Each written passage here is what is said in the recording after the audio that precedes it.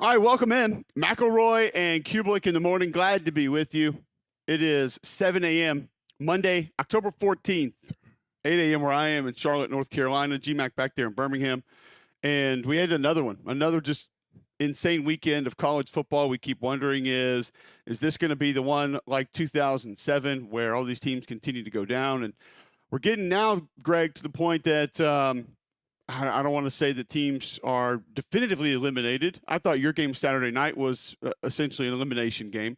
And a couple of other games you probably could have looked at and said, okay, that team's now going to be out. They're not going to be able to make it in. But how clear is the college football playoff picture becoming in your mind? Farthest thing from clear because some of the teams that I've thought for sure were going to be there, uh, man, they're on life support. Like I think Ole Miss is definitely a top 8 team in the country, and yet they got 2 losses. I mean, but their talent, the way they play, and the way they've lost, and that team has flat out gift wrapped games to the competition by allowing a 4th and 8 conversion, missing a field goal, 4th and short inside LSU's 10-yard line, dropping a long pass. Like you make one of those plays, getting off the field on 4th and 5, getting off the field on third and 13. You make any of those plays and you win the game. And they just couldn't do it. So I think it's as murky as it's ever been. I also think the top of the SEC outside of Texas is as shaky as it's been in a long time. And the middle to bottom of the SEC is as dangerous as it's been in a long time. Like right now, Auburn is in like second to last place in the SEC or whatever it is. I don't think they're a bad team. I think they're a good team. And I think they've just had some unfortunate bounces. So I think it's a really, really tough league right now, top to bottom. Isn't that what makes part of what makes you a good or great team though? Is you find ways to win and you avoid ways to lose. You find ways to make those plays, get those things done. I mean, that's we talked about it with was it TCU a couple of years ago, and well they won this game by one. This was it was a 2 point game where they trailed in the fourth quarter. I mean, I almost respect you more if you trailed in the fourth quarter and found a way to win a game than if you just have won every game by 28 points. Because then I know you're battle tested. Then I know you have resolve. Then I know you have faced adversity. I've always thought that's kind of what makes you a good or great team. You keep finding ways to lose. I don't care how talented you are. I'm gonna look at you and say, yeah, you're just not a great football team. I don't think there's anything wrong with that approach. I think that there's just more parity. Um, but I also think that, like you said, making plays in key moments is a really, really good attribute.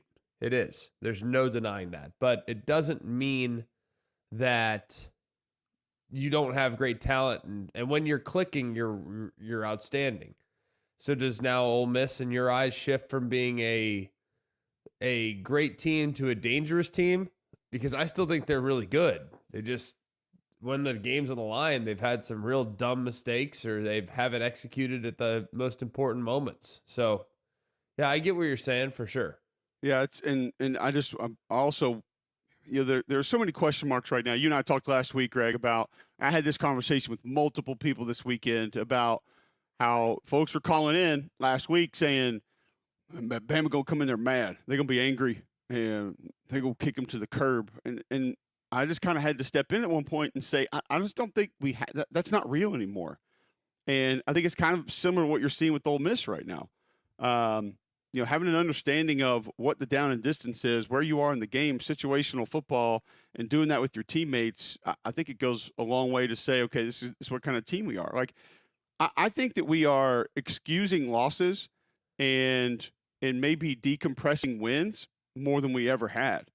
I mean, I jumped on a call for Read and React yesterday to start getting ready for the show tonight, and one of the first things somebody that works on the show said, "Yeah, but Quinn was only like 1 for 5 on balls thrown more than 5 yards down the field." And I was like, and they just kicked the hell out of their rival in a rivalry game. Like it's 34-3. I don't care if they completed no passes. Who cares? It was a dominant win. I just it's odd kind of where we are as far as how we look at games. And that's just kind of like one of the things you and I talk about all the time. Like we've talked about a lot with Auburn this year. When the way we watch it, when we watch it, It oftentimes feels very different, looks very different. There are certain games that I'll watch and wonder how a team lost the game or didn't. It didn't even look like they lost the game. Somebody told me after our game that had been watching the Ole Miss game. They said, "Oh, Ole Miss was in complete control of that game." And I know the only time they trailed was when they actually lost when they went down. But they're like there was never a threat for them to lose the game. I didn't watch that tape and say that they were dominant by any stretch of the imagination. Now they made some plays. I thought it was a good plan by Blake to be able to say we're going to give up some chunk plays. We know that, but we're going to find a way to wreak some havoc and cause some problems and get you out of your rhythm and make life a little bit difficult on you. So it's kind of odd the way maybe I don't know if it's a 12-team playoff. I don't know if it's new generation of just highlight fans only. I'm not real sure, but it's kind of weird how we're looking at it because I don't like the decompression of wins. That's what bothers me. And we've seen a lot of it with Alabama the last 2 weeks. There's no problem that not being satisfied with a facet of your team or knowing they can get better. But man, the decompression of wins is a little bit sad in my opinion. At the end of the day, you play to win. And when you win the game, you should ultimately be happy. And a lot of folks just aren't. Well, I mean, people, it's playing to the standard. It's all those other things. Like, it's all the same stuff that everyone's always talked about. And I got to be honest, like, I thought Bama played a really good game on Saturday. I know people don't want to think about it that way. They gave up one drive on defense. That was a drive on the first drive of the second half. One drive. I think they were able to apply constant pressure, which has not been something they've been able to do. They gave up a fourth and 10 or whatever on a perfect play call. One of the few plays where the pass rush really didn't have much of an impact. Their quarterback gift wrapped the other team 5 points, completely gift wrapped, and didn't have a shot clock in his head a couple times, and he's just holding on to the football too long, trying to make a play and pressing. Then you give up a Hail Mary, but you did. Yes, situational awareness was terrible. I mean, I don't know what else to tell you. But you were the better team in the game. So I don't think you need to sit there and look and say, all right, well, we're not good, or we didn't do this, or we didn't do that. Like, situational awareness, we can live, like, we'll figure that out. Like, that'll get coached up. I don't think the modern generation of player is as situationally aware. Because I don't think the modern generation of players are football junkie the same way previous generations were. They don't watch as much. No, you're right. Yeah, they're not junkie. Like, we are. I'm a football obsessed junkie crazy person. I'll watch football tonight on the TV next to the NLCS. Like, I love football. I watch it like crazy, and I like learning about it. I like the strategy. I like the philosophy. But I can tell you right now, with a 1-point lead and the team with no timeouts, and it's under 2 minutes, guess what? A first down wins the game. You know what I don't do in that situation? Score a touchdown. Want to know why? Because it gives the other team an opportunity to go down in a 1-score game, down 8, to potentially tie the game. That was stupid, and it was not a good not a good play at all. Like, great, you get the conversion, boom, right down to the ground. Kneel on it 3 times, and it's out of there. See ya. 20-19. Strike out the fight song and play Rammer Jammer. But they didn't do it. And I don't know why. Is that on the coach? Is that on the player? Was that told to the player, hey, this is a declare down situation. You get the first down, you go down, do not score. Whatever the mechanics of that conversation are, it should have been done. And I could have told you that as a freshman in college under Mike Shula, by the way. This has nothing to do with Nick Saban or anybody. Under Mike Shula, you know that if the team is out of timeouts and it's under 2 minutes, you do not score. Ever. So I don't know what the deal was there. I don't know if that's on Kalen or if that's on the receiver or if that's on whoever. Those are just things that need to get cleaned up, and hopefully they will, because it didn't get them this time, but they're very fortunate. Because I'll tell you what that game felt like. That game felt a lot like 2009 Tennessee game. Rocky Block. Complete control of the game. We were up 12-3. They had done nothing offensively whatsoever. Nothing. Literally nothing. We're up 12-3 in complete cruise control. We're putting the game on ice. Ingram fumbles the ball. They get the ball back. They go down and score. Then they kick an onside. This is 3 minutes left in the game, up 9 points. It's over. They fumble. Mark fumbles the ball, his first fumble he ever lost in his career. They get it. They go down and score. They kick the onside kick. They get it. And then they drive it and get to within field goal range. And luckily, we block a field goal. We win the game 12-10. Like, that game on Saturday felt exactly like Rocky Block, where really never had any business being in the game, but they were because of our own mistake. But we survived because we made an opportunistic play at the end. So hopefully it's a good learning experience, because now it's starting to look ahead, and you got a tough one coming up this week where you got to focus in. Yeah, I don't get as angry about the going down as you do. Maybe it just didn't hit my generation and it hit yours. I felt like it was widespread long after you. I just don't think it's been the norm for long enough for a lot of guys to just be that aware. I feel like that's being super aware, and I'm not trying to excuse anything or be overly nice to guys, but I don't feel like most guys that's just ingrained in them as a normal thing to do. But hell, we could say maybe that. I just had to do the little saw, things like that, because that was the only way I was ever going to make it on the field. Like, I had to do little things like that. I had to be smarter than the other guys. I mean, maybe it was just something I took great pride in. Maybe I'm wrong. I don't know. I do know this. I know I'm not going to drop into my own end zone and try to throw it in the ground when they have great defensive ends. I know I'm not going to try to fit it into a window that is the tiniest little hole in the defense with 20 seconds left in the first half on 3rd and 17. I mean, like, that was one of about 5 plays that were just flat out dumb, and those things can't happen, man. Fine. I think others would hear that. And I'm sure there are many people listening right now that are on board with you with the going down. I mean, I always think about the Trey Mason deal with Auburn national championship game, and I love the fact that a year later, everybody's like, if he'd just gone down. I was like, well, no one was thinking that right there at the time, really. And like, not really. That's not a normal process for a lot of people. Was that on a kick return? What's that? I feel like that was on a kick return. Didn't Trey Mason have a kick return? No, it was a run long up the run? middle, and yeah, I mean, he could have gone down, and probably you iced the game away, and it could have happened. But that's just, and the other things you mentioned, 100%, absolutely. Situational football, situational awareness, understanding of the game, I think also too, Greg, not just, I think situational football at times, that means down and distance, time left in the game. I think situational football also includes how the game is going. Like everything you just described, understand, all right, we're having a hard time, putting the nail in the coffin here. So this is something I think Vanderbilt actually does really well.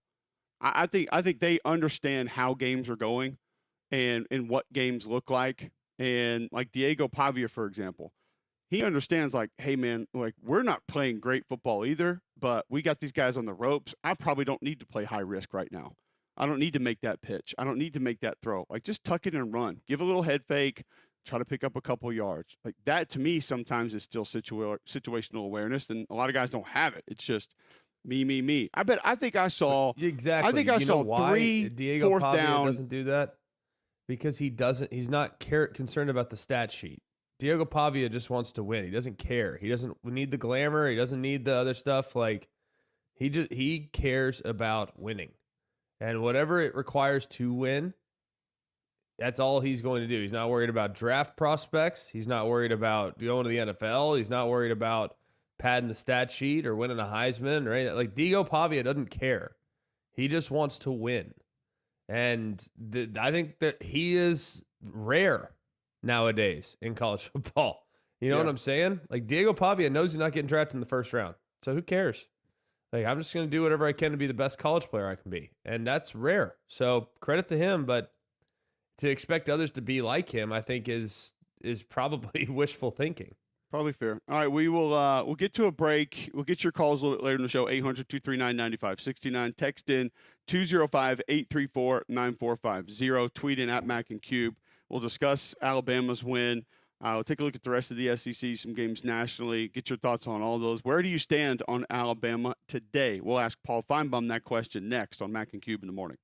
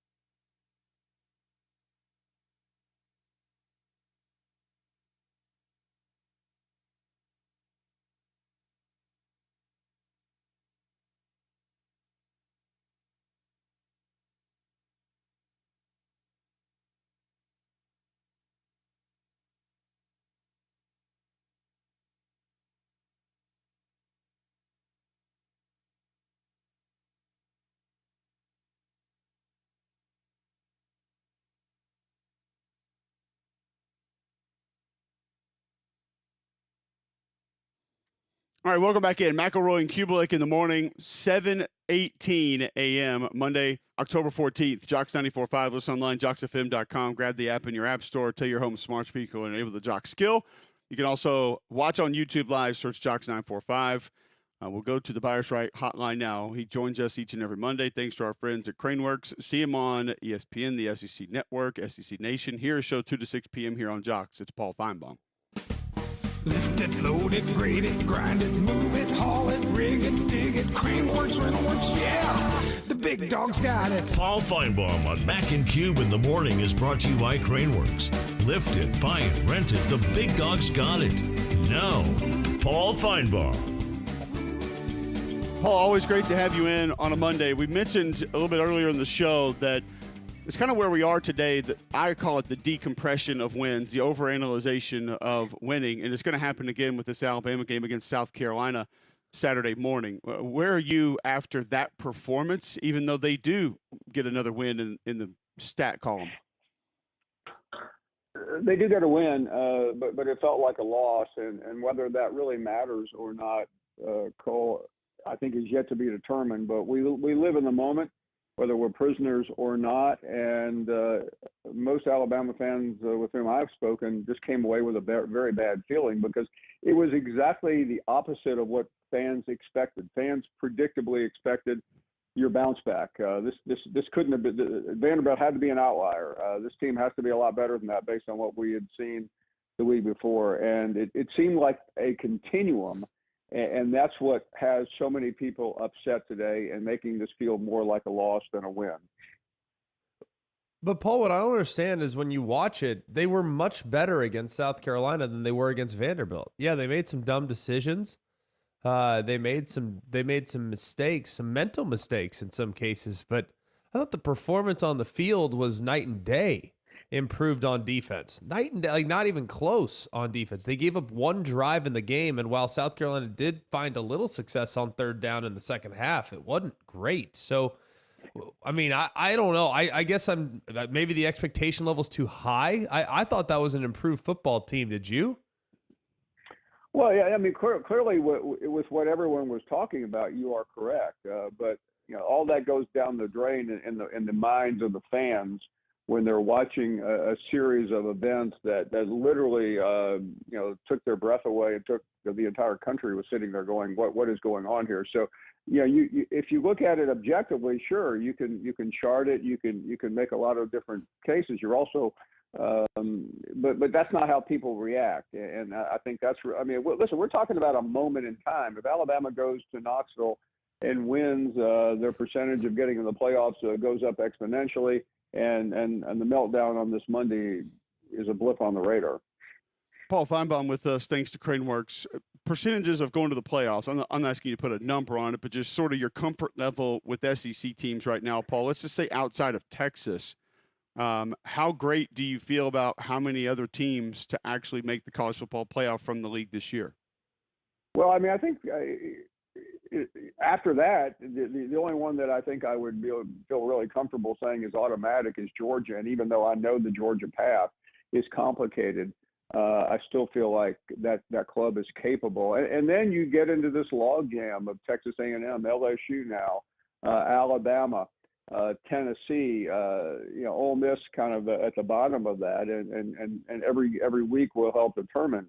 So, I mean, if Alabama wins this weekend, and they are a slight favorite, then I think they're in a tremendously good position. But that's why this game was always so important, especially if Alabama had a loss going into it. Paul, when you look at just how Kalen DeBoer is being received, it's like he's under constant criticism. I just remember last year the team looked real human in October, like real human. I think people remember them finishing with a flurry. But I remember them having to need comebacks against Ole Miss after being really lethargic in the first half. I remember them needing a comeback against Tennessee after looking really, really average in the first half, if not below. I remember them playing against A&M, a not great A&M team, I might add, for a 4-quarter game and it not being super convincing. So do people just kind of select memory?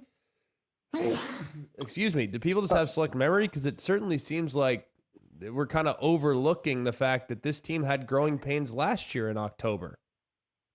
And they did. They also had a coach who had won 7 national championships. They don't have that anymore, and I think that's really what is going on. All of this probably could have been predicted if we had gotten so bought in. And by the way, if you look at a stock price on Wall Street, it may look terrible on a Monday, and by Friday it's settled down and gone back up to where it was. And I think that's the danger of looking at this in microseconds, but that's what we do. And you hear all the negative, and you guys heard it Saturday afternoon as that game was all over the map. And it may have calmed down a little bit on Monday morning, but instead of looking at all the things that Kalen DeBoer has done well, you start looking at all the things that you don't like about him, and they get magnified. And that's really where he is. And there's nothing he can do about it. But he coaches a different way than Nick Saban, and quite frankly, that was the easiest prediction to make. But he's talking about things after a game that fans don't want to hear. Fans are watching games. They're angry. They just lost money. That this isn't the team that they thought it was going to be, and they have to strike back. So who are they going to blame? Paul Feinbaum with us on a Monday morning, thanks to Craneworks. When you go over to Oxford, Mississippi, see what happened to Ole Miss at LSU this weekend, in your mind, are they eliminated from the college football playoff? No, because they still have one game left that could help them, and that's the Georgia game. But you don't know really how big that game is going to be if Georgia doesn't get by Texas. So I think, they are clearly hanging by a thread. I realize we've forgotten Missouri here, but that's not difficult to do based on how they played recently. But I think Ole Miss is really. They've had a pretty disastrous couple of weeks here, and it's more frustrating than normal because of expectations, and that's really what everything is based on. You guys know that. And this was Lane Kiffin's best team, the best team at Ole Miss since the '60s. And yes, they had the lead until the final play of regulation. All these things that you're all familiar with, Greg. But back to the Alabama conversation. What do we remember? The result. No question about it. And it was, by the way, you want to talk about like a magical feeling game. That's why we do what we do, is that environment there in Baton Rouge on Saturday. It was just incredible. Moving on to Florida and Tennessee. And I am not one that's like, oh, it's time for Billy Napier to go now. Like, he had to have that one. But there were coaching mistakes in that one that were frustrating. But you look at the other side, the panic that now is kind of ensued as a result of Tennessee's ineptitudes offensively the last 3 weeks, really starting with the Oklahoma game. It's like they're starting to press the panic button a little bit too. So is it too soon? Is it too early? Should they just relax? Like, what would be some advice you would share with your Tennessee brethren as an alumnus? Well, there's no way they're going to relax with Alabama coming to town. So I think this is a fairly similar path that we were talking about Alabama, but for different reasons. It's amazing what this one game will do, both positively and negatively for both programs. You could have looked at this game in July and said that could be the biggest game of the year for Tennessee. It didn't feel that way for Alabama going in because you felt a little bit better about them. But for Tennessee, kind of like with Ole Miss, a loss here, knowing that they have to go to Georgia, that's probably going to be the dagger. So I don't know how you fix these problems, Greg. They're pretty self-apparent or self-evident what the problems are offensively. You just have to use Scotch tape and try to hold them together to the end of Saturday afternoon. But yeah, Josh Heupel, the quarterback whisperer, the offensive genius, that's all open for conversation and discussion at the moment. Paul, as we come off a bye week for Auburn, you mentioned the team that they're going to face off against this weekend. Maybe not looking great, but a team that has been ranked in the top 10 this year. What's your expectation for this team the rest of the way through? Well, right now it's hard to think things can get any worse until that is, unless you look at the schedule. I mean, Auburn almost felt like the biggest winner last week because they didn't play. You forgot about them. You forgot about the ineptitude. You forgot about the disastrous September and early October that we encountered. So, this looks like a game that they could steal. And if they don't, then the woes continue and the chatter intensifies. Finally, Paul, when you kind of fast forward to this upcoming week, in the event in which you have a loss by Alabama at Tennessee, a loss by Tennessee to Alabama, a loss by Georgia to Texas. Now Georgia has 2 losses. Bama has potentially 2 losses. Tennessee has 2 losses. Which team do you think will be in the biggest meltdown mode in the event in which they lose this upcoming weekend? I think maybe that's a trick question somewhere, but I suppose it will be Alabama, knowing that Alabama probably has the most difficult path ahead, meaning Tennessee would be equal to that, but I would say because you go to Baton Rouge or you go to Athens, I'd probably say Athens would be more difficult. But I think the Alabama fans would just probably, because of expectations and the fact that they were number 1 in the country, 9 days ago. I think that would be the hardest thing to deal with. It wouldn't be much better at Tennessee, except it wouldn't be any better at all. Georgia would be the most intriguing though, because suddenly a Georgia team which hadn't lost in the regular season since 20 would now have 2 losses by the third weekend in October, knowing that they have to go to Ole Miss. But I think they would look at that and go, okay, listen, we've been to Alabama, we've been to Texas, we can handle Ole Miss and figure out a way to get back in the playoff situation. Paul, I want to ask you about one more thing before we run. I'm sure it'll come up on your show today, and you'll discuss it. But this situation, I don't think it was intentionally directed at the kid, but Kirby Smart shoves a player from the opposing team. Had a chance to get really ugly. It didn't. We've seen semi situations that are kind of close to that in the past. What should we make of it? Should we think more of it than we are? Well, the one thing I would like to hear from Kirby Smart, and guys, I may have missed it. I mean, I know he said that he didn't remember it. I don't think he said anything else, has he, before I answer the question? Not that I've seen, no. Well, this is where the mistake has been by Kirby Smart. Someone around Kirby needed to grab him in the aftermath and say, before you say a word, let's talk about this, let's figure it out, because what you did was clearly wrong. The right thing to do here is to say, you were sorry, personally call the player, and move this off the conversation. Instead, he's now let this thing fester nearly 40 hours, and it's an obvious mistake. Do any of us really think he did this purposely? No. Why would he? I mean, what was the explanation for it? And since there really isn't an explanation other than he may or may not have thought it was Glenn Schumann or someone else, just end it. But that's been one of the problems that Kirby Smart has had dealing with the media all along. He takes everything from the same playbook. It's caused him problems with all the off the field issues. And I am quite amazed and shocked that someone as smart as he is and as respected as he is would have allowed something that easily could have been handled by midnight on Saturday to allow this thing to reach mid-morning here on Monday. Paul, thanks for the time. Always appreciate it. Great stuff as usual, and we'll catch up with you here in a few hours. You bet. Thank you, guys. Paul Feinbaum of ESPN, the SEC Network, right here 2 to 6 p.m. weekdays on Jocks 94.5, joining us thanks to Craneworks. Some interesting thoughts there. We'll get to that situation with Kirby across the course of the show today as well. Talk Alabama's win, some of the concerns that people have with it in just a moment. But first, Greg, tell our listeners about Polar Bear Services.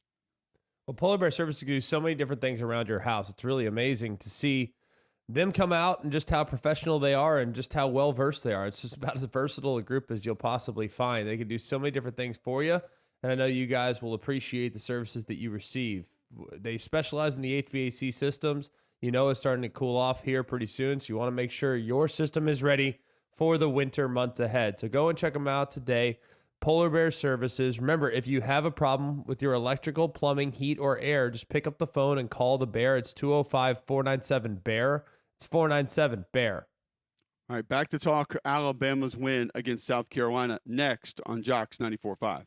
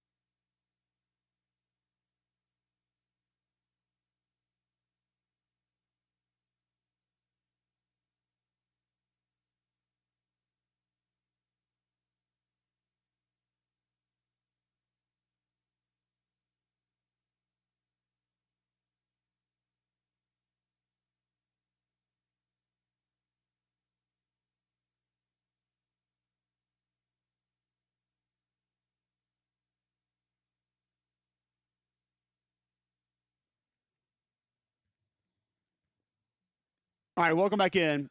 McElroy and Kubelik in the morning. UNA gets a massive win over the weekend, 47-34 against Abilene Christian. They were the number 10 team in the nation. UNA goes to 3-5 on the season. Remember, it was a pretty slow start up there for Coach Dearman. Lost 5 straight out of the gate. Now they've won 3 in a row. And it might be the quarterback situation that's going on up there, because TJ Smith ran 9 times for 115 yards, 2 rushing touchdowns. He was 17 of 24 for 220, 4 touchdown passes, and 1 interception. That's 6 touchdowns accounted for in the game. Pretty impressive. Jalen Fletcher also ran 10 times, 124 yards, and a touchdown. They outrushed Abilene. They had 38 carries for 313 rushing yards. So UNA gets to 3-5 on the season. A nice little climb there for the Lions so far. All right, we're going to move on, talk Alabama's win against South Carolina. First, Greg, tell our listeners what they can get at the Pants store. Well, the Pants Store is your game day headquarters, and that's something that I really appreciate. They had the best, really the best of the best when it comes to what you're getting with brands, Antigua, Gentile, Horn Legend. It's just nice to know that when you go in the Pants Store, you know you can get all that stuff that you could possibly want. The clear purses for the ladies, if you need shoes, hats, quarter zips, you name it, they got it when you go in the Pants Store, and several of which have Auburn and Alabama logos on them. So go and check them out today at one of their locations. Free alterations and gift wraps are available, so you can zip on down to the Pants Store for all your game day needs. All right, Alabama takes out South Carolina, and it's not satisfactory for a lot of people. I don't know another way to put it. And there were portions of it that weren't pretty. I think we can all admit that. 27-25, you don't recover an onside kick. As you stated, Greg, you don't go down before going into the end zone. You had multiple mistakes situationally late in this game, and you had opportunities seemingly to put it away and couldn't. Lenore Sellers goes 23 of 31, 238, 2 touchdowns, an interception. South Carolina ran for 132 yards. It did feel like a little bit more than that. I think that's because Rocket Sanders had 2 pretty decent runs and kind of felt like he got going for more than he did, but there was really kind of a small stretch in when he got going. And because of sacks, Sellers only ended up with 19 yards rushing, but I think on design carries, he had a couple of nice runs. So people frustrated with the defense. And you understand that to an extent, but 374 yards is not egregious in today's college football. Now, when you put that next to Alabama having 313 total yards and being outrushed 132 to 104, I think that's where people have a problem with it. South Carolina turned it over 4 times, had 6 flags. What did you come away from feeling very good about Alabama with after this game, Greg? Well, I thought the pass rush was better. And we had talked about that last week. I need to see a little more from the defensive line. And I felt like I got that. And maybe and you and I were texting about it yesterday. You said, I don't know if that's as much about Bama or if that's as much about what you're getting from South Carolina. But I don't think South Carolina is a bad offensive line. I think that they're average. I wouldn't say that they're great by any stretch, but I thought they constantly collapsed the pocket. I do think the next level is playing maybe a little bit more under control, because I did think they had opportunities to get sacks and couldn't drop them. But I came away very impressed with what I saw from Latham. I thought Latham played his tail off. I don't know about you. I thought that was the best game he's had this season. I like to see some of the long arm that we saw from Q Robinson. He had 1 or 2 plays in the game where I thought he really made an impact in that game. I thought Tim Smith had a couple reps that looked really solid. So I felt very good about the front 4. I actually felt okay about the secondary. One, I thought the touchdown at the end was a push off. And that's tough. I mean, you have a 6'5" guy that is big and strong, and I thought he got physical, and I think the refs probably should swallow their whistle there. I don't have any problem with that. But it just a slight push off, and it resulted in a touchdown. But I thought the secondary was improved. People are going to look at the big touchdown as if it was a broken play. It was a perfect play call. The thing is, that route on 4th down that they hit, that route they hit is uncoverable. As long as you give them enough time. It's a corner and up. You know how long that route takes to happen? A long time. So you got to hope that they have a 3-man rush and you have max protect, because you can't cover it. So that, I think, was more just a better offensive call. I thought the secondary was better. I continued to be underwhelmed with what I've seen from the linebackers. The linebackers have to be better. They just have to be. They are too unaware. There are too many times in which they lose the football. There are too many times in which they're unblocked and they're right there in the hole and the guy runs right by them. That happened multiple times in the game. So that was a little disappointing. But all in all, I thought the defensive performance in the front and the back were considerably better. And the best players on the defense who reside at linebacker, I think they'll get there. Like, they're going to get there. They just got to play faster, and they need to be more aware of where the football is at all times. They seem like they're thinking still. Second game in a row. And there were a lot of things that were carryovers from Vanderbilt to this game. I thought Dal Loggins had a really nice plan. I thought he understood how to work the middle of the field some with a younger quarterback that probably is not super comfortable there. You force-fed Rocket Sanders at times. I wouldn't say for 4 quarters, but you had a lot of read plays. You had a lot of movement, pre-snap, post-snap. You gave some funky formations to try to get guys misaligned. You stole eyes on a regular occasion, which usually means you're going to be able to steal some grass if you're doing that. So I thought the plan was solid, but as you stated, Greg, you still have specifically linebackers more than anybody else. You can watch them on film, looking side to side during a play. And if you're looking around while a ball carrier is going north and south, that's going to be a problem. 15 looked a lot better. I thought Justin Jefferson looked pretty good at linebacker. Now, that's comparatively because there are times Deontay Lawson doesn't look like the same guy, and same thing with Jihad Campbell. Now, they'll still get ball carriers to the ground every now and then, but they don't seem like the impact players maybe that we thought they were going to be. Maybe that's the problem with kind of what we see on a regular basis. But like seeing Jihad Campbell go take on blocks, like take on guards and he's standing straight up, like that's not, come on. They're taught better than that. They know that. So also too, I think while I do agree with you on the pass rush, some of the games with the defensive line really sloppy. There were some run stones that should have been there, but you're running into each other, and or you're not doing your part on being able to allow one of your teammates to be able to get around and make a play. Now in pass rush, there were multiple times that the penetrator got home. Like you mentioned it with Latham. I mean, he's lined up inside. He's trying to pin a tackle to be able to get a twist going, and he's the penetrator, and he gets good enough push to where he can just kind of turn inside and get a pass rush. So that worked a few times in their favor. I agree with you on Tim Smith. A couple of nice plays. Then he disappears, and you don't see him for a while. I did not think it was a great game for Quay Russaw. I think it was a little bit of welcome to the SEC for him, having to take on pullers the way that he did, maybe not identifying some things as early as he did. The edges, I thought, outside of Quindarius Robinson, struggled a little bit. But he had a great game, too, not just rush. I mean, it's like the long arm, the stab that he had in pass rush. Also, keep in mind, he had the pressure on that 2-point conversion, and that was a terrible throw. But when I watched it the way we watch it, not the TV tape, I was like, well, maybe that ball sailed on him a little bit because 34 is right in his face, and he's got those long arms, and he's barreling down on him. I do think that affected that play more than maybe we thought when we just saw the broadcast copy of that. So I think there are some good spots. I tell you what, if it were me, I would go in there and take about 90% of 8 snaps, even though he plays outside and he's not involved in a lot of things. And I'd say, we need more guys that play like him. We need more guys that fly to the line of scrimmage, put their body on the line, are not afraid to get knocked over, and not afraid to get injured or get hurt or have something physically hurt us, because that kid puts his body on the line, man. Like, first off, he wasn't even supposed to play against Vanderbilt. They told us he wasn't going. And it's like second, third series, I looked over at our spotter. I said, is that number 8 in for Alabama's defense? And he was like, no, he's not playing. And I said, that's what I thought. And sure enough, he's out there, and he's going against screens, and he's taking on blockers, and he's diving at guys up near the line of scrimmage.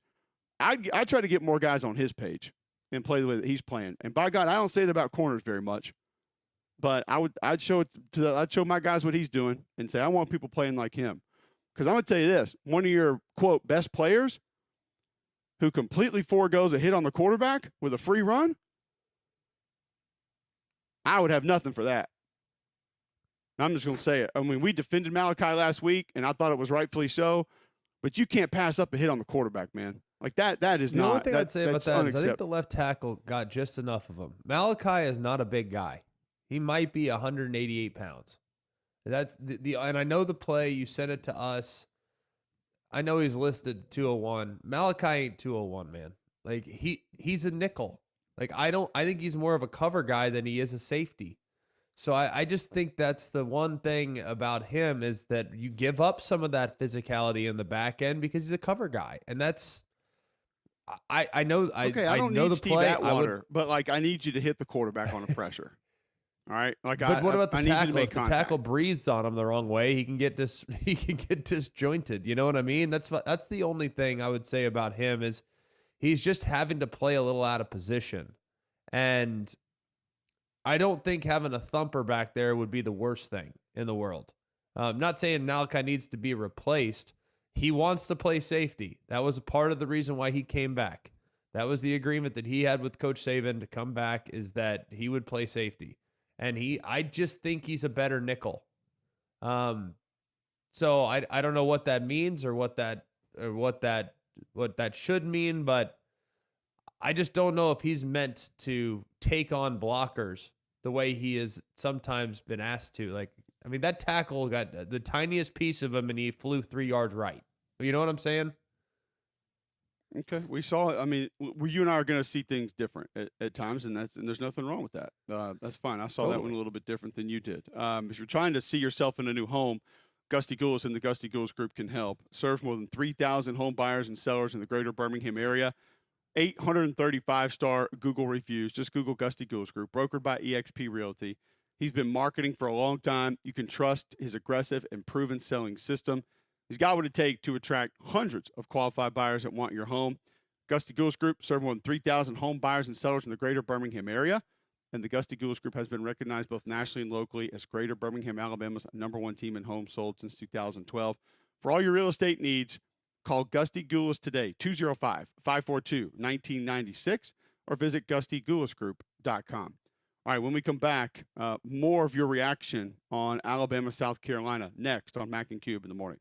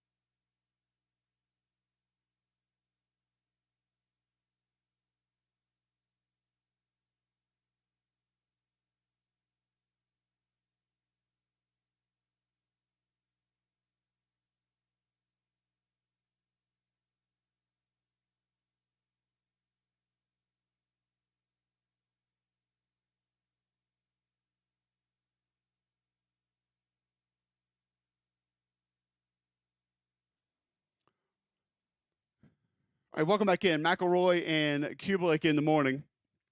Appreciate you guys tuning in. You can listen on the app, watch on the app, get the podcast on the app, search WJOX in your app store.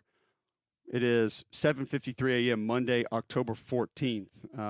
Coach Kalen DeBoer, after the win against South Carolina, just discussing his thoughts on the game overall. All right. Yep. Another game down to the wire. We're kind of getting accustomed to those. I think there's some things that we can certainly do to make sure that it doesn't get to that point. But we always talk about finding a way to win. And as many times it maybe looked like we weren't, we did. And, the guys, I guess the biggest thing I'm proud of is the response, starting early in the week. Today, there's things I think that happened because of the way they came ready to practice, whether it was just a response Sunday after we got together and kind of talked over the truth of what we had happen a week ago. And then Tuesday, just back to work. So, very, very unified group that understands that there's still so much more we can get better at. A lot that can be improved upon. I don't think there's any doubt. I thought you brought up a great point with Paul, Greg, that it took a little while for this team to get going last year. People were mad.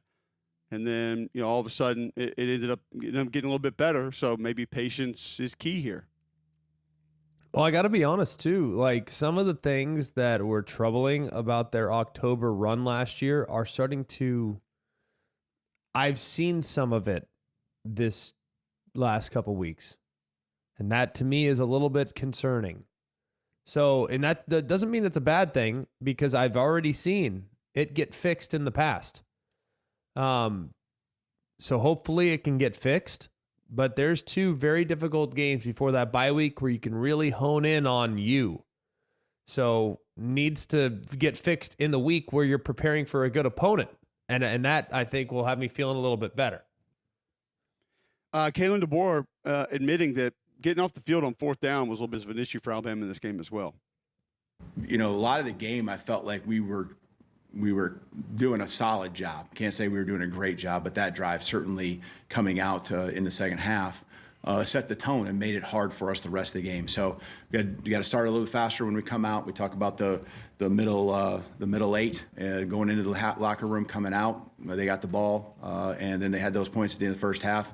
We just got to do a good job of starting fast, in the middle part of the game, and then obviously finishing. I think we did some things on both ends, but we got to do a good job there before going to the locker room, taking that momentum in. All right, we'll talk more about that game in our next hour. Top 3 comes up after the next break. Let me tell you, though, I've tackled a lot of game day meals in my day. Nothing compares to the flavor boost from Dale's Seasoning. If you're heading to a tailgate, this marinade's your MVP. 30 minutes with Dale's, and your meats and vegetables transform from bland to bold. Ribs, burgers, even veggies you're grilling up. Dale's versatility is a game changer. Make every bite count and score big with Dale's Seasoning today. Back with more McElroy and Kubalik in the morning next.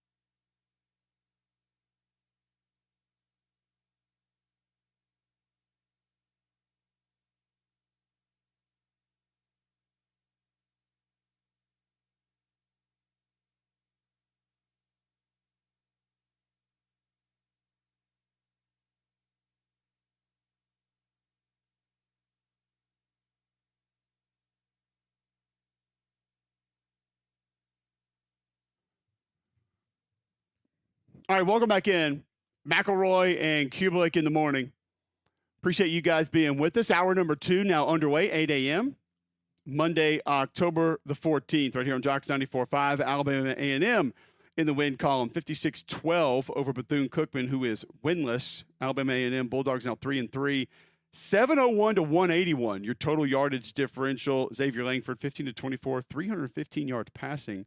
Touchdown and a pick. Ran 15 times for 73 yards and 3 more touchdowns. Donovan Eaglin, 13 carries, 125 yards on the ground.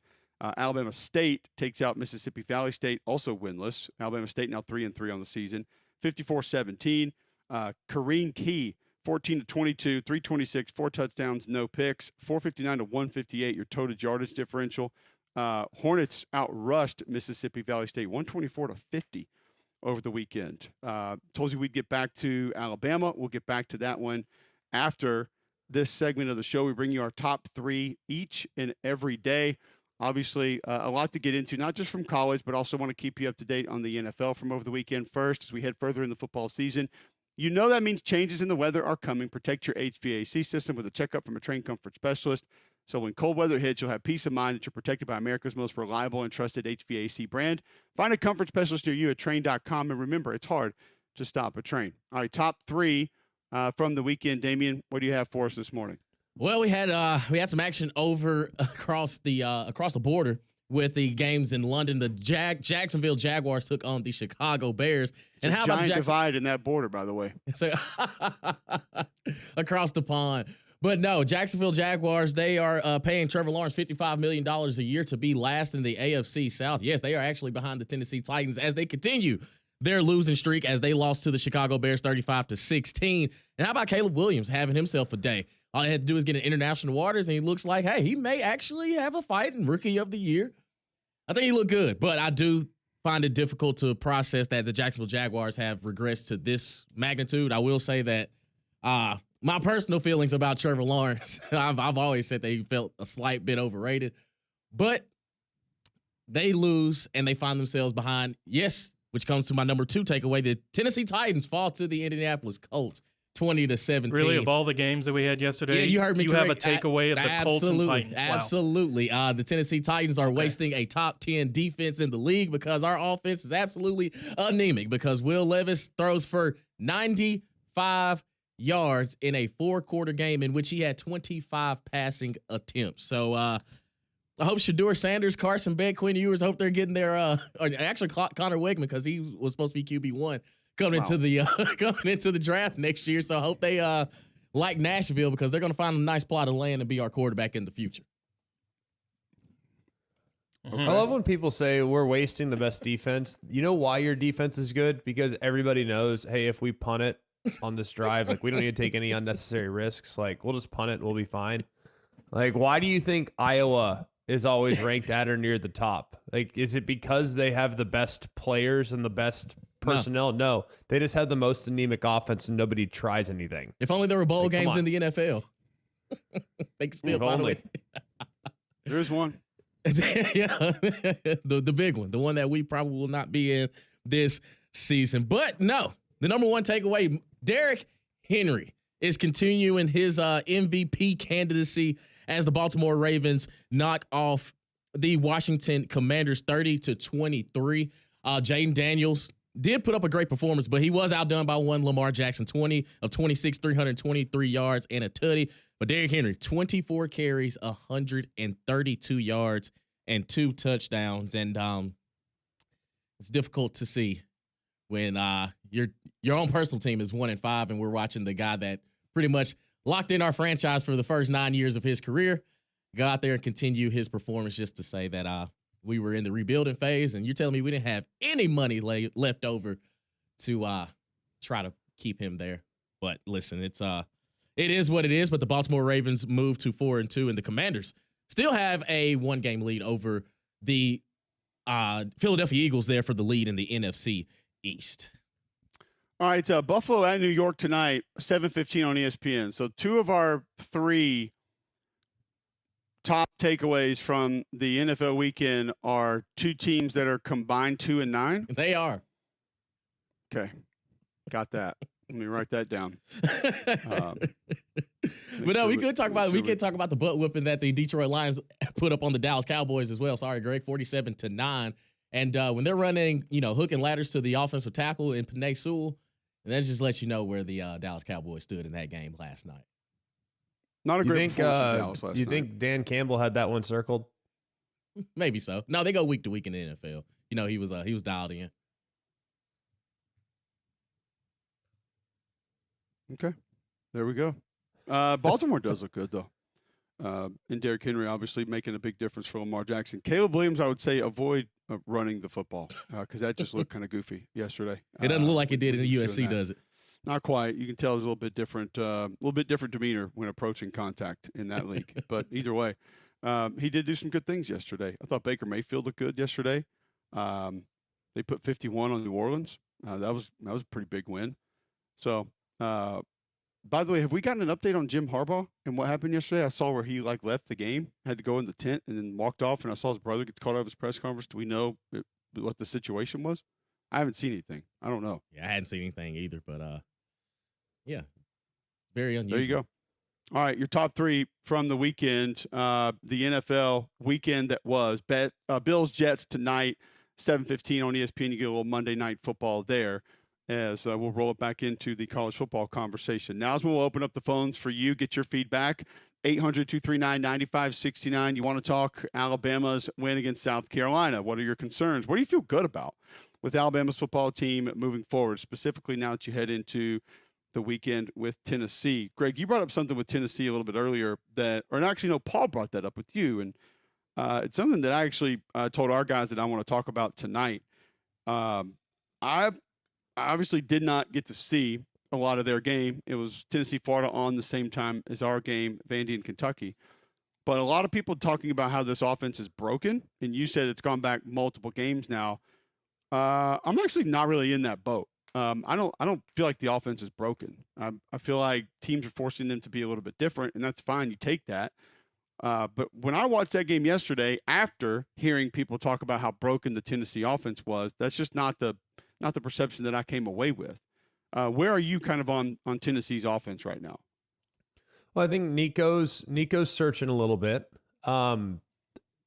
This is a big play offense, and when your quarterback's averaging 4.5 yards an attempt, that's not good. You know what I mean? It's just not good. I don't know what else to tell you. So that I think is a challenge.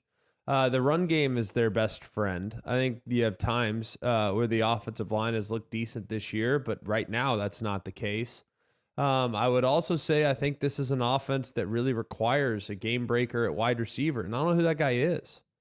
Who is the game breaker right now at wide receiver for Tennessee?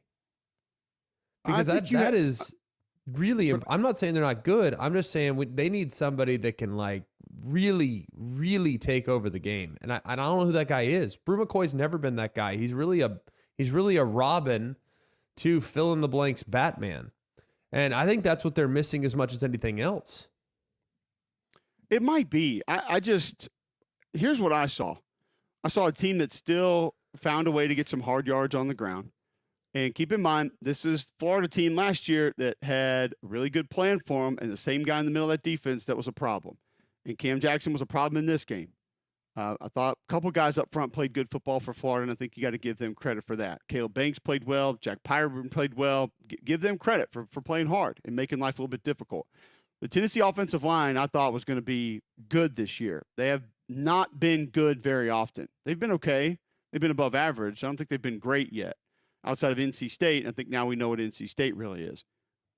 But when I see multiple receivers behind DBs down the field and the ball's off their hands or the ball's overthrown, or I see receivers with explosive plays near the sideline that are going out of bounds, or balls deep over the middle of the field that are through the hands, of which I guess it depends on who you're a fan of, because Auburn fans would have blamed those on the quarterback. Some people would have blamed those on the wide receiver. But well, it just depends on how many stars your quarterback had in recruiting. The big plays were there. They had them. And that's where I kind of look at it, and I stick to myself, well, hold on a second. And then, okay, so we've got slide protection to the left, and the right guard just completely ignores the fact that there's somebody 2 yards off the ball that could be coming in that C gap or the B gap, excuse me, and he's just staring left, and all of a sudden a guy to his right in quick protection just comes barreling through and has a free run at your quarterback, and that causes an incompletion. Like, that's not the scheme, guys. It's when the receiver's running past the DB and the ball's overthrown by 5 yards, that is not the offense's problem. When there's a deep out and the receiver catches it out of bounds, that's not the offense's problem. So I don't know. I just has Nico been a little bit sporadic the last few weeks? Sure, yeah. But I'm just not with this mindset that this offense has all of a sudden been figured out. No. Now, has red zone been a little bit of a problem? Yeah, but we've known that for a long time. That's why they spent the entire offseason trying to find more tight ends, trying to become more physical, and trying to find ways to be different and win different fights and have different styles in which they can win different fights. But this whole mindset of the Tennessee offense has just been figured out. And what's the game that you play when you go into the rooms and figure out how to unlock the door, whatever it is, with your office mates? I don't forget what that thing's called. Escape rooms? Yeah. I don't think the escape room has been unlocked to the Tennessee offense here. That's not the way that I see it, but apparently a lot of people do. And I just think it's a little bit odd that, people are questioning Josh Heupel because receivers are dropping passes, offensive linemen are turning guys free, and quarterbacks dropping the ball in a mesh. Like, that's not the offense's fault, guys. I don't know what to tell you. Fair. But at the same time, I mean, when the offense is designed to manufacture big plays and they haven't been manufacturing big plays, is that not concerning? The offense is designed to manufacture big plays. Like, that's. But what if the defenses that you're going against are adjusting for that? That goes back to winning a different style fight. That's okay. If your alley defenders want to split the difference, and that's what Arkansas was doing a lot of, and Florida did some in this game. So they're going to play right in between the hash and the numbers. So that decision that Pete Golding told me about years ago that he has to make, they're not making that. They're saying, you want to throw it out? We think we have a better chance of getting our guy out there now. You want to run the ball? We'll add him to the box a little bit late, and he'll be able to help. Okay. Now, I will say this. The advancement of the offense in finding some different answers for situations like that, or when people are going to drop 8 or whatever it is, now that's where, okay, I think you have a real gripe there to say, what's next in the evolution of this? Because the guys on staffs that I have talked to the last 2 or 3 weeks, I will say this. There are a lot of things from a tendency perspective that seem to be known right now with this offense. But is that an adjustment that can be made? Yes. But the formations, maybe some of the movement, I think some pre-snap movement would help them a lot. But you can't do that and go fast. And, by the way, Greg, I've got this written down for tonight. Let me see if I can find it. You've had eight 3-and-outs the last 2 games. Yes. I mean, that is a giant dent in what you want your offense to be if you're going 3-and-out. Now, any offense it's not great. We know that. But specifically this offense, you're going 3-and-out. You're almost removing a gear from what your offense can do because there's a lot of emphasis on going fast, and that removes that. But I think that sometimes, and maybe it's just me, I'm not a huge fan of tempo offense. I'm not. I think it can be a tool. I don't think it's an identity. I've always felt that way. And I do think that sometimes when you are so reliant on tempo, it can water down some of the things that you do. Like the level of sophistication that you are going to utilize within your offense is non-existent because you want to go fast. So you're trying to keep things simple for your own team. And now that teams have kind of mastered how to defend tempo, it's no longer new. It's no longer unique. Now, how Ole Miss does it, how Tennessee does it, yeah, it's on another level of, tempo, and it's hard to simulate. So usually those teams jump on you quick. But if you can weather the storm the first couple drives and get used to the pace, it's really helpful. Really, really helpful. So I'll be a little curious to see how this thing continues to go. Because it's a little bit like, all right, they found a hole in the strike zone. Like, that's it. Hey, this Tennessee offense has a hard time hitting. They'll chase a fastball up in the zone. Well, guess what? You're going to have more and more teams that are throwing fastballs up in the zone.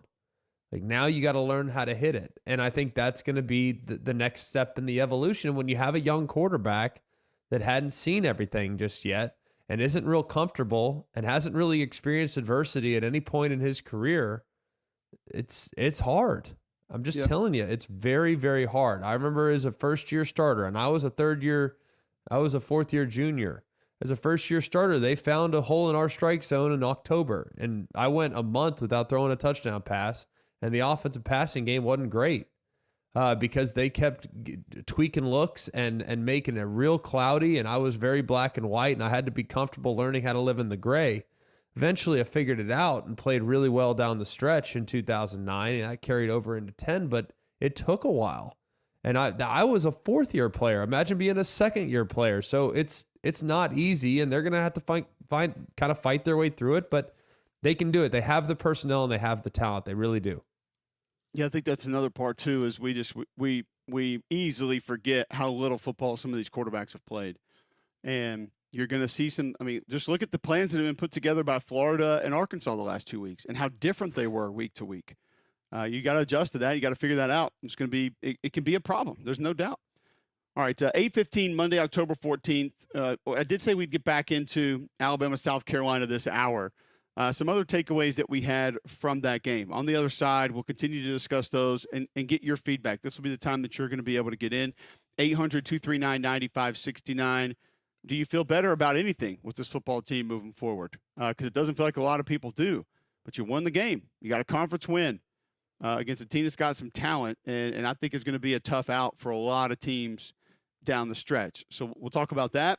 First, I'll talk to you about Game Day Men's Health. If you are feeling on edge, if you're getting poor sleep, Game Day Men's Health wants to help you. If you lack energy, they want to help you out. That could be the effects of low testosterone. That's one way that they can help you.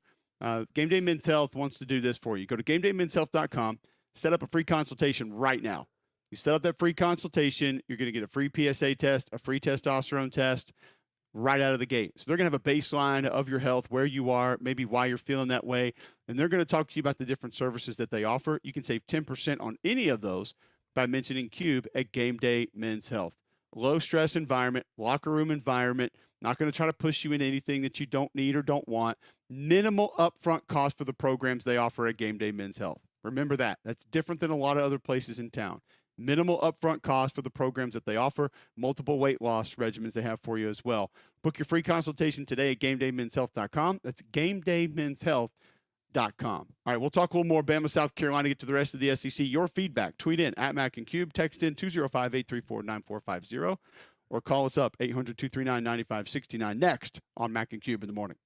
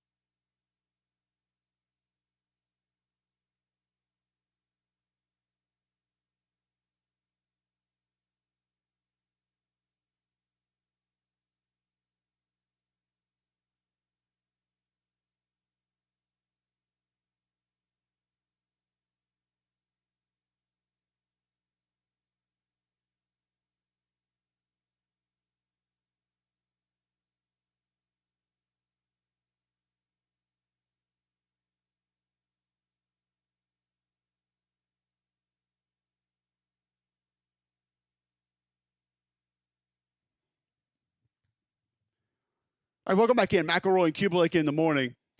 8:21, Monday, October 14th. Jocks 94.5. Going to get back to Alabama and South Carolina. Your thoughts from that game over the weekend.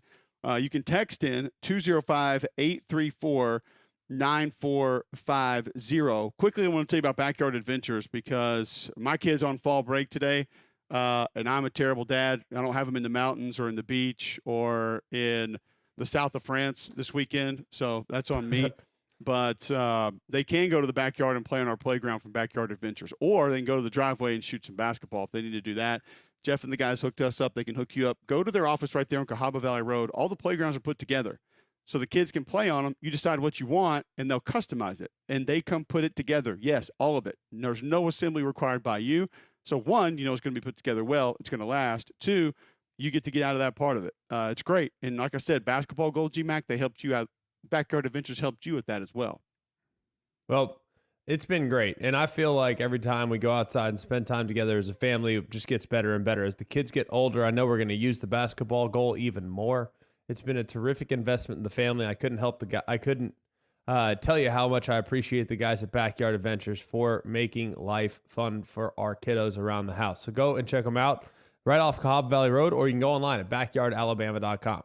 All right, let's go to Jeff on the Buyers Right hotline. Then we'll go to the text line, 205-834-9450 to text in. Jeff, how you doing this morning? I'm doing great. Thanks for the job you guys consistently do. I wanted to call and talk to Greg. Yes, sir. Greg, I read what you said about the ball game Saturday. I'm an Alabama fan, and I'm not excited about what I'm seeing on the field, but I'm going to tell you something else. In 2010, I wasn't excited about what I saw on the field that day either. And I remember Bama coming in 2010, and they were hands down the one to win the national championship. And I think we read too many press clippings that day, too.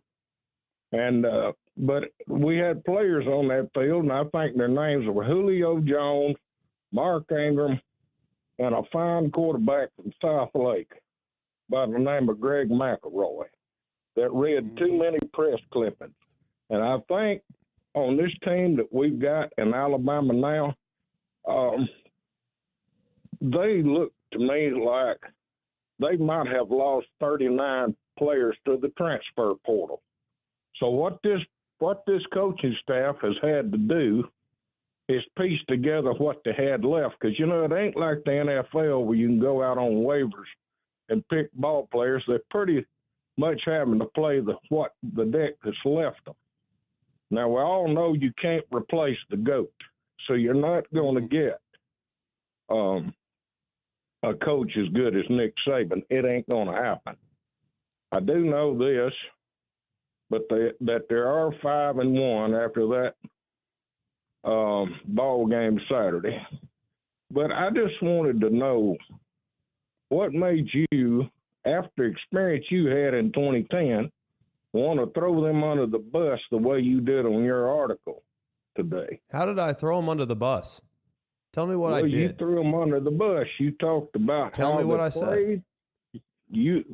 I don't have the article in hand, but I did read it was just a bundle of mistakes that they had done, and how That's bad all it was. That they looked. Well, you looked. No, it wasn't bad. They didn't look bad. They didn't look Greg. bad. They didn't look bad. What I said was, I said they made a bunch of dumb mistakes that have to get fixed because against other teams, they will get got. Dropping into the end zone and taking the safety is a dumb play. Throwing an interception before the end of half is a dumb play. Not going down on 3rd and 10 when the team doesn't have any other timeouts left is a dumb play. Those are dumb plays. Well, I mean, there's nothing. It's not personal. I want the Tide to win too. Hold on, we let Jeff go. Jeff is gone. First He's off, gone, Greg, congrats on your writing career. Yeah, I missed it, man. Yeah. I want to know where the article is. Yeah, so Jeff can call back and tell us. Number one, I want to go read it because did you do an interview with anybody yesterday? I did not. So I'm guessing this is someone who either took what you said during your game on your podcast or on someone else's show about what you thought about the game. Jeff, where is this article? I've read it on myself. I don't know who wrote it. You're not But sure who put it out there? I did want to tell you, I need to know. I'm not 25. I'm 67. I've been an Alabama fan. I used to play in the yard with a Kenny Stabler jersey and a Hutch football uniform. That's how long I've been an Alabama fan. I remember Alabama recruiting you out of Southlake, and I was extremely excited because I do a lot of research on recruiting. I do know that the kind of players that Coach Saban recruited, you just don't go out a transfer portal and pick and play and put people into places. So I'm going to just say that my expectations for this year were extremely guarded because I'm a realistic Alabama fan. I'm not the legend or none of those fools that calls in and talks. I have never called a station to talk about anything, but I'm a realistic fan, and what I see is what I got. I saw suspect offensive line play. I don't know if that's the best defensive line we got, but it's the one we got. And when you're playing, I think let me help you out for a second, Jeff. Let me help you out for a second. If you're a realistic Alabama fan, you should watch Saturday's performance and feel pretty good about it. And if you want to go and so-called read all these articles and whatnot, I said very clearly, I thought Bama outplayed South Carolina from start to finish. I thought they made some dumb mistakes that kept the game close. I thought Alabama's defensive line played a lot better. I thought the secondary played pretty good, to be honest with you. I mean, I just thought they made some dumb mistakes. And you make dumb mistakes and you give a team with decent personnel life, they're going to make things interesting. Based on how they played against Vanderbilt on defense, compared to how they played against South Carolina on defense, it was a significantly better performance. So take your articles that you're reading with a slight grain of salt and realize that negativity sells. There's a reason why Paul Feinbaum's been in the business for as long as he has, because people like negative. But if you really want to actually listen to what I have to say, listen to this show, listen to the podcast. Don't listen to the nonsense that you get on AL.com, Bama Online, all this other nonsense. They want to write negativity. The bus here because I think we know who our guilty party is here. So Jeff, I think I don't know who the guilty party is because I don't Google and read articles. The sporting news is probably who's to blame here. Andrew Hughes will probably be your guy. Title of article. Literally don't even know who that is. Sends scathing message on Alabama's narrow win over South Carolina. Did he choose to write any of the positive things? Take some of the no, I'm not going to do that. And he takes some of the things that you mentioned and that Greg has said on the show this morning. Jeff, Alabama made some dumb mistakes, flat out dumb. It needs to get addressed. He said those things here today, and I feel like he's been much more positive about their performance than I have. The main message that I've tried to send home is you won the game. And the decompression the decompression of that fact continues to drive me crazy, not just with Alabama, but with a lot of teams. Tennessee fans kind of going through the same thing right now. You won. When I played football, when we won, that was what mattered the most. And if I played like crap, I'd try to get it fixed. But I think Greg's just pointing out some of the things that are concerning with better teams on the horizon. But the things that you read in this article, Greg, here's the problem with reading articles. It's the same problem that I have with my wife in text messages. When I read a text from my wife, I immediately think to myself, oh, God, what did I do? Because I put my context on her words, and I didn't hear her say those words. And I do it with a lot of other people. Like a lot of times when my bosses text me, I'm like, oh, God, what I can't believe I did something. Like, what happened? And then you go in there and it's like, no, I just wanted to ask you if you want to do this read for this company and like help you make more money. Oh, okay, cool. Thanks. Like I am a inherently negative person and I try not to be that way. I'm trying to be better about that, but we put negative context on everything. So this gentleman took a couple of words that mostly do have negative connotation, put Greg's name on it in a negative way, and tried to make it sound like he thought this was a trash game, but he hasn't said it that way. So I would say your best bet is, right there on your phone, go to YouTube and watch Always College Football instead of reading what's this guy's name? Andrew Hughes' article about it 17 hours ago. Because you know why that's not Andrew necessarily the way Hughes it writes came out. articles? Because if Andrew Hughes came out with an opinion piece, no one would care. Just being honest. They write it from my perspective because it gets your attention to the point in which Jeff wants to call in and start citing that people are reading press clippings and stuff. Nothing to do with that. They made dumb mistakes. And those things are correctable. And they need to get corrected. And it's okay. They won the game. But they should have won by more because they played a much better football game than they did a week ago. That was a better team on Saturday than they played the week before. I think they should feel good about where they're at. But they also need to play smarter football to avoid having to have a crazy and chaotic ending. If they have the crazy and chaotic ending, all it takes is one bounce of the ball and you lose. So they had that thing perfectly in control. They should feel good about it. But I'm not going to sit here and let him start throwing stones. You can say a lot of things about the 2010 team. That's fine. I really don't care. It's all good. I'm 36 years old with 3 kids. I did my best. I left it all on the field for the Tide. But it's not going to impact my evaluation of where they can improve. Like, I got a job to do. So does Kalen DeBoer. So does everybody else. They can improve in some areas. If you think I'm going to just shelf those comments, it's just not going to happen. Here's what we are going to do. We're going to take a break, come back. We've got some texts, hopefully not all negative. Have a feeling some probably are. We're going to try to find the positives from Saturday of what Alabama did do that we should feel good about moving forward, because it sounds like this Monday needs some positivity. And by God, I'm bringing it to you next on McElroy and Kubelik in the morning.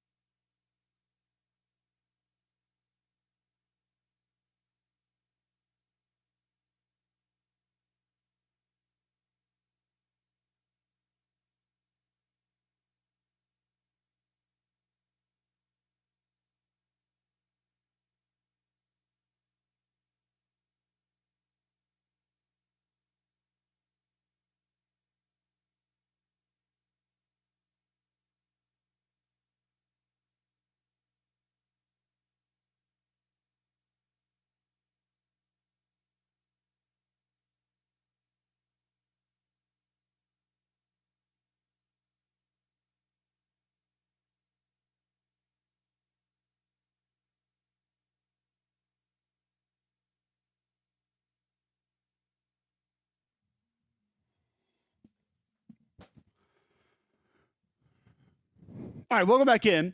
McElroy and Kubelik in the morning. Monday, October 14th, 8:37 a.m. right here on Jocks 94.5. I like the music selection, John. Turn it back up. Go along if you. Here we go. Set the tone, guys. Said we need to bring the positive. Let's go. Damian will always get it happy. I'm here for it. His quarterback throws for 95 yards in an NFL game, and he's happy. Tore ball boy's ACL. Listen. His whole school got canceled, and he's happy. Hey, it's all about the light at the end of the tunnel, y'all. We're going to be good. Let's go. We ain't reading no press clippings around here. You might have the longest tunnel of any human I've ever met.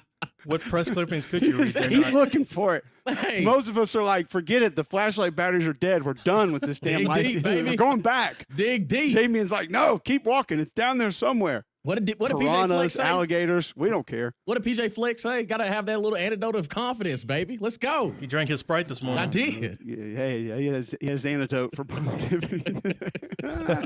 We are here for it.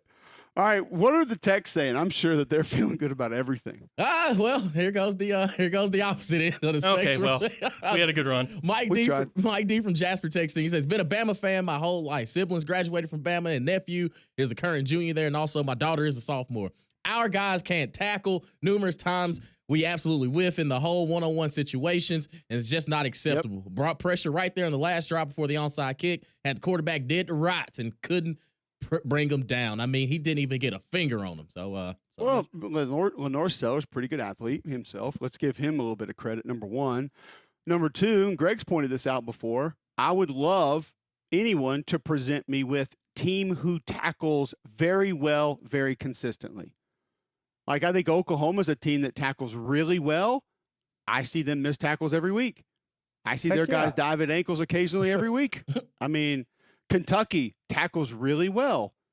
But guess what? They got out physical at the third level against Vanderbilt. I know that sounds weird, but I mean, you had running backs legitimately decleating safeties in this game, like as lead blockers and as ball carriers. Like, so they missed those tackles when the back of their numbers were getting the rubber pellets in them on their jerseys. Like, I mean, it's all tackling is a little bit of an epidemic across the board. Like, nobody. Georgia, would you say Georgia tackles really well regularly, Greg? Like on a pretty regular basis? No, I would say the best tackling group I've seen this year is Kentucky. And I saw them miss some. I mean, how many ball fakes did Diego Pavia have on Saturday night? Like 6, where he pump fakes and guys are all of a sudden hanging up in the air and he's gone. Safety's getting run over. I never stressed tackles? too much. I never stress too much about like the tackling stuff. I just care more. If you miss a tackle, I can live with that. I just want the second level defenders for Bama to be a little bit more aware of where the ball is. And let's be real, man. The last 2 offenses that they faced, there's a lot of misdirection. And I saw this a little bit with LSU early in the season when they played South Carolina. And I think LSU has good linebackers. Whit Weeks is really good. He's really good. And Greg Penn's really good. Those are 2 really good linebackers. Greg Penn's a step slow. He's not crazy fast, but he's instinctive. And Whit Weeks is a monster. Like, those are 2 really good linebackers. And when I see South Carolina force those guys into like feet and cement mode, I know it's hard to play against that style of attack. I get it. So that's why I'm not sweating it too much, because I do think part of it, like, styles make fights. I do think the style they faced the last couple of weeks is notoriously difficult on linebackers, but I also think those guys can and will play better. It's going to be important for them to play better because they got some good offenses coming up that are maybe a little different, but still difficult to defend. Rocket Sanders has been playing football for like 11 years. He's been good the whole time. I mean, he's going to make guys miss.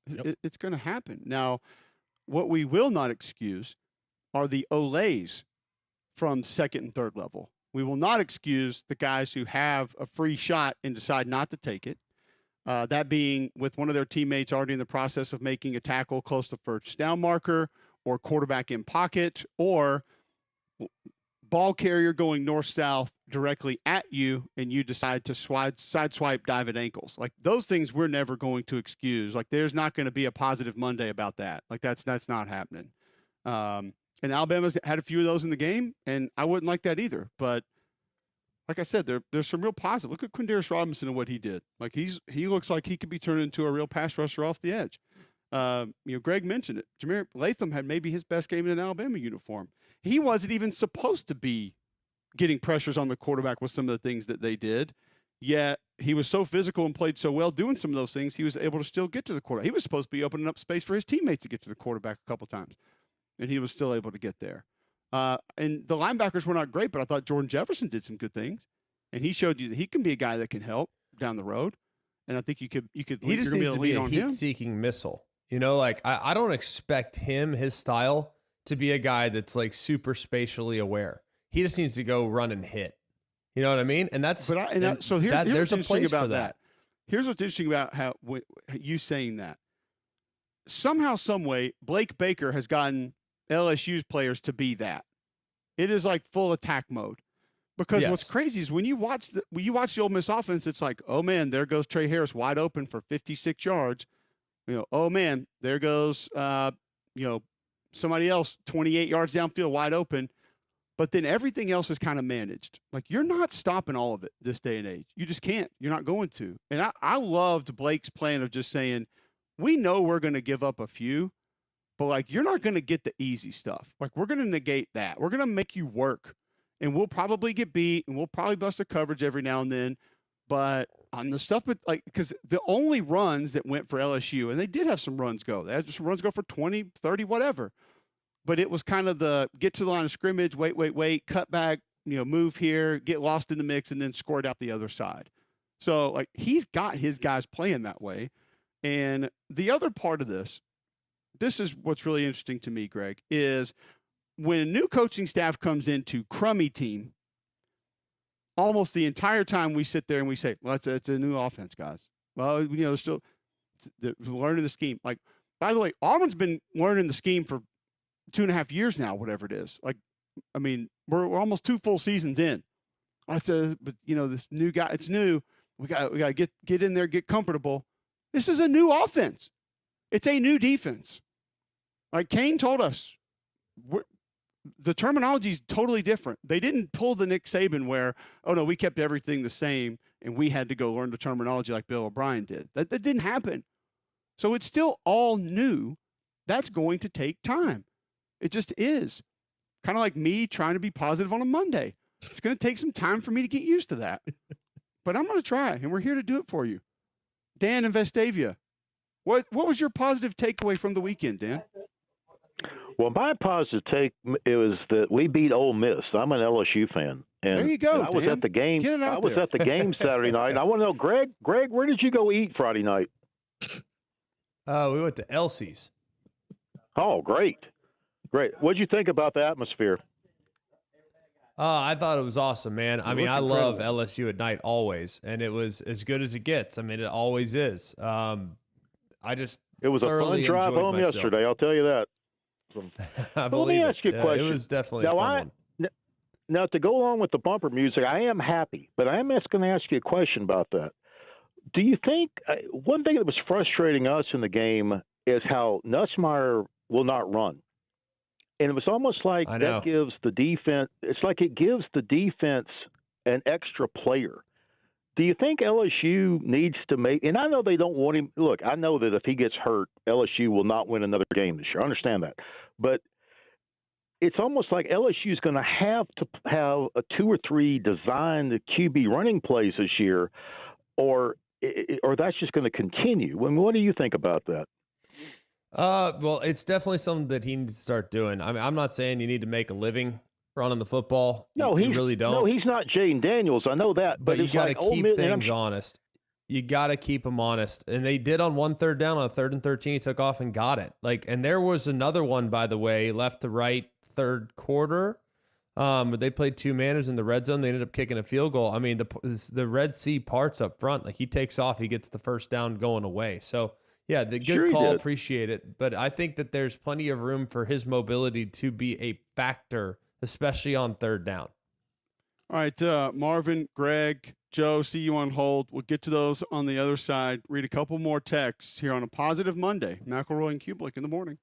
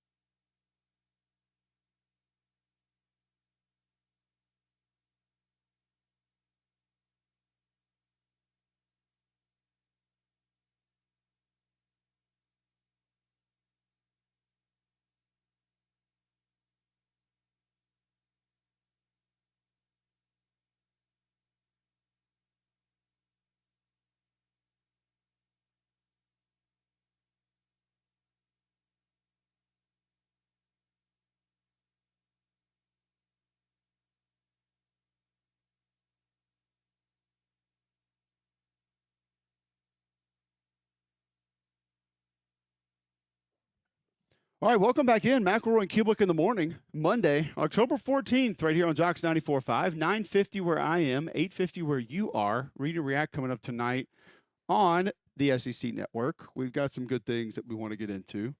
I will go ahead and tell you, Roman will probably be negative about the Alabama defense tonight. Roman. I'm going to try to make him positive. I'm going to try to get him positive.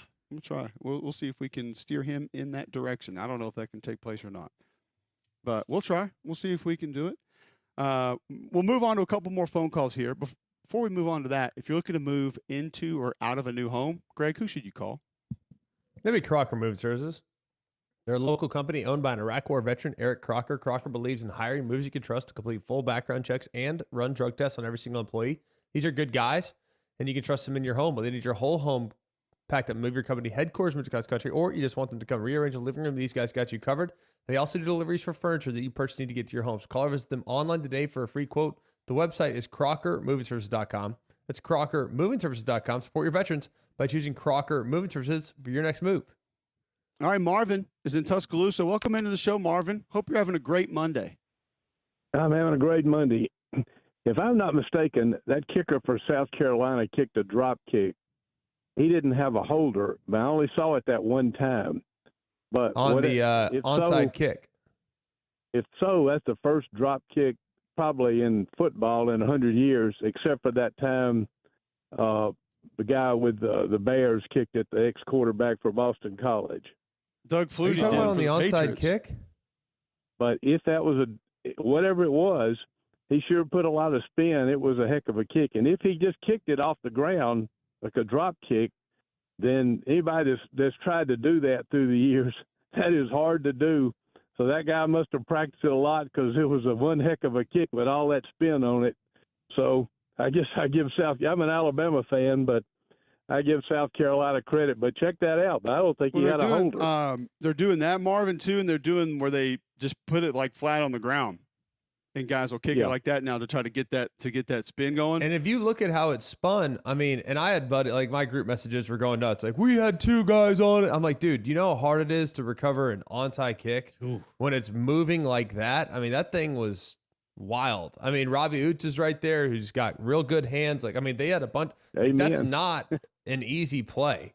I mean, it's not like we had the wrong. I had guys like, why are they on the front line? I'm like, dude, it's an onside. Those are hard to recover. It was, and they've probably never repped it in their life. Like, how many kickers can execute that? That's why you do it, because guys have never seen it spin like that. Because anybody's done it in the backyard. That's hard to do. Yeah, he did drop kick it. No, he did. Yeah, he did. I saw it. I'm trying to remember. I mean, what's his name? Ryan Suckup? That's the only kicker in South Carolina history I can remember. Got to be the first one in 100 years, doesn't it, gentlemen? I mean, but it's. I would be interested to ask Alex Herrera. I think that's who did it. Like, how do you get more spin doing it that way? Like that. What about that gives you? I mean, we'll ask him this week because we've got him this week. But like, why does that help you get extra spin? This is why we don't talk about special teams on the show. Because it's nonsensical. It doesn't make sense. We're not experts. On no one here is claiming to be an expert on special teams. I don't know. I don't even watch it. I appreciate Marvin listening. I appreciate Marvin's question. But Marvin, I have no idea what in the hell's happening here. It worked. I'll say that. Greg in Russellville. Hopefully you don't have a punting question. Welcome in. Good morning. Go ahead and punt.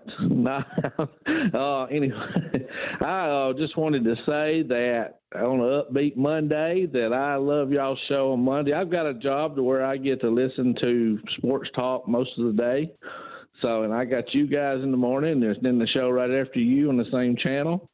And y'all do a great job. Y'all do a great job on Saturdays. Love watching you on Saturdays. And I got my little complaints when Alabama plays all the time too, because I'm one of these expectation people. But I have learned that a lot of things have changed in the last few years, and it's making everybody competitive. And if you can get out of games with a win, you better be happy. There we go. So there's a lot. I'm sure Ohio State wishes at one point they had. Well, I think that's it, but it's more reassuring.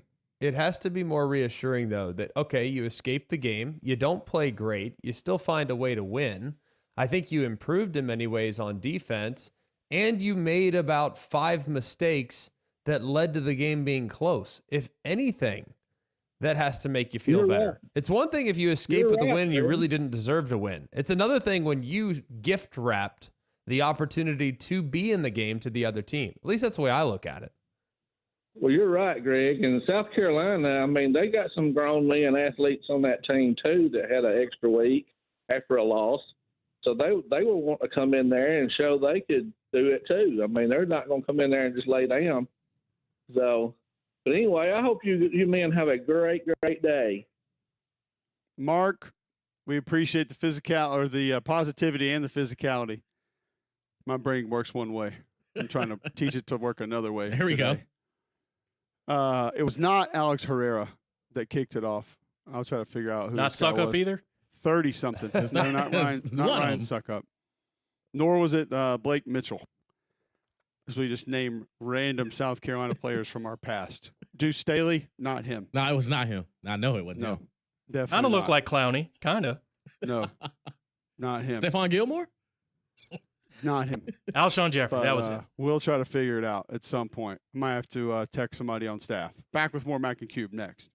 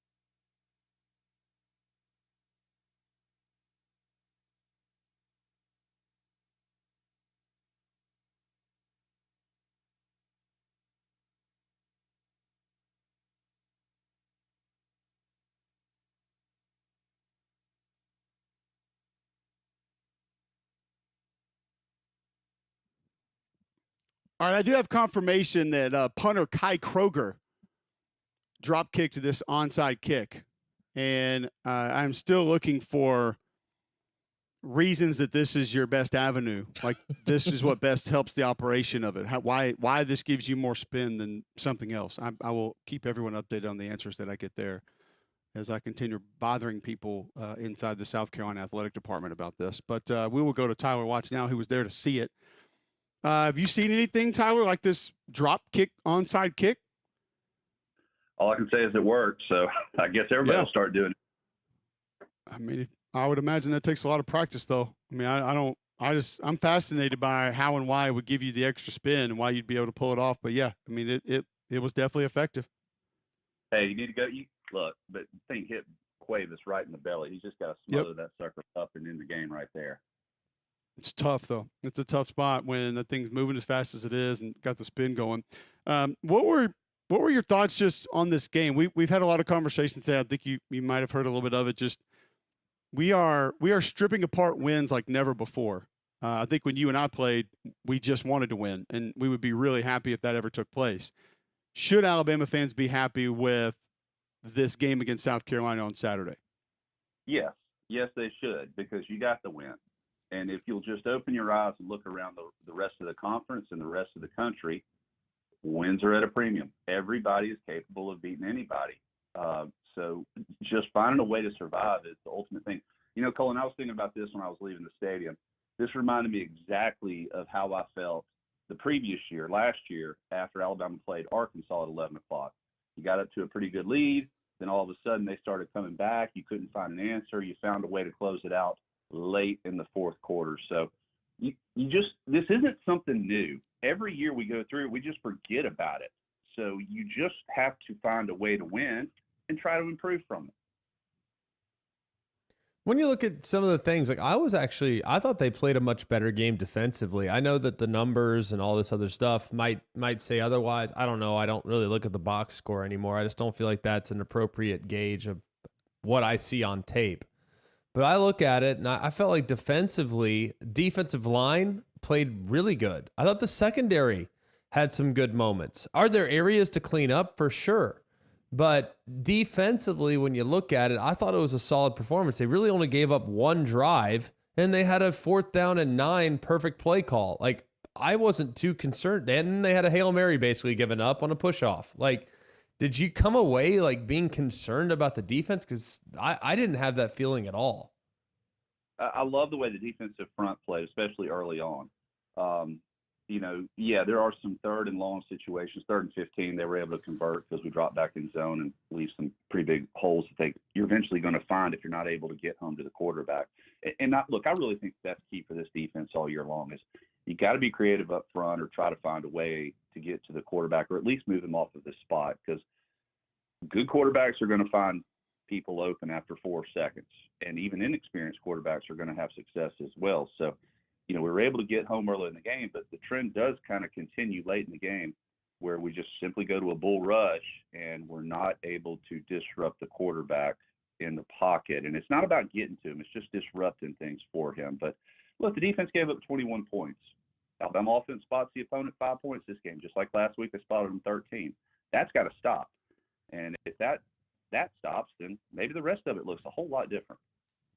Tyler Watts, member of the radio broadcast team, alongside Chris Stewart, joining us now on the Buyers Right hotline, talking Alabama's game against South Carolina over the weekend, in which the Crimson Tide did win the actual game. And you're not going to see a front like that very much. You get one this week. I mean, this week's going to be pretty good too, but I mean, that's a South Carolina defensive front that's just going to be tough to manage. And Greg and I have talked about them, and I think a lot of people that have watched their games have an understanding of it now, but I don't think that that's something where people should just automatically be down on quarterback, tight ends, running backs, or offensive line, because this is a group, Tyler, that's just, they're going to find a way to make some things happen. They're so good on the outsides. And y'all have talked about that all week long, but being able to watch it firsthand, those guys, when they know the pass is coming, I mean, it doesn't matter if you double team them. They're going to find a way to get back to the quarterback. And they're big and thick up front. They're kind of tough to move around. But I still thought that Alabama had some good success running the football. And they didn't necessarily have to do it with Jalen Milroe. They used him inside the red zone, but it was more traditional of, hey, let's line it up, run it off tackle, and let's pick up 4 or 5 yards. And I thought we had good success doing that. So yeah, I mean, watching Tennessee, Florida was able to create some things off of different looks, run right at them, play action pass. They had success moving the ball up and down the field. So look, everybody's going through this right now, and you're having to, there's enough film on everyone that you can really game plan, and all these coaches are good, so you have to constantly change it up.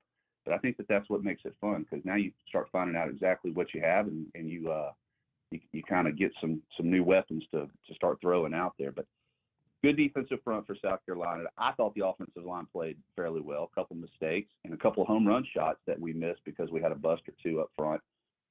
And once again, when you start kind of breaking it down like that, game could have gone completely different, but it didn't. But you won.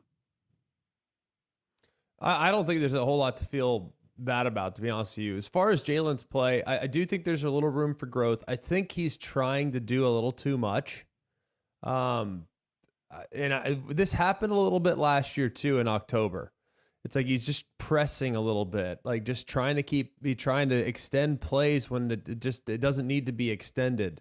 And knowing just how good South Carolina's pass rushers were on the edge and how wide they play, him trying to escape horizontally was just not going to be a good recipe. And it's like last year he's retreating in the pocket in October as opposed to stepping up in the pocket like he did in November, and we started playing his best football. So how do they get him to be more aggressive towards stepping up in the pocket as opposed to trying to escape horizontally, because that's where the problems have come? I know that every time he leaves that field that he's got Coach DeBoer and them in his ear, and it's not fussing, it's teaching what just happened, and you're getting that snapshot of the look that you just saw, and like what you just said, you're hoping that you can build on that. The film study, from what I understand, Jalen Miller has always been honest. He's always accepted what's been taught to him because he can see it and he understands, hopefully. But all these are experiences that you're building up for. South Carolina had a good job, or did a really nice job of forcing him one way and then filling late right into a trap, and he fell for it. So where you are on the field is extremely important. Understanding the situation is extremely important, but I know for a fact that he's got those coaches in his ear explaining those things constantly, and it's just the growth of a quarterback. And it doesn't matter how long you've been playing, there's always new things to learn. Tyler Watts joining us on the Buyers Right Hotline. He's with us each and every week thanks to us, because he's friends with us and we like him. I'm interested, Tyler, that, I think it was not the drive right before halftime. It may have been 2 drives before the half.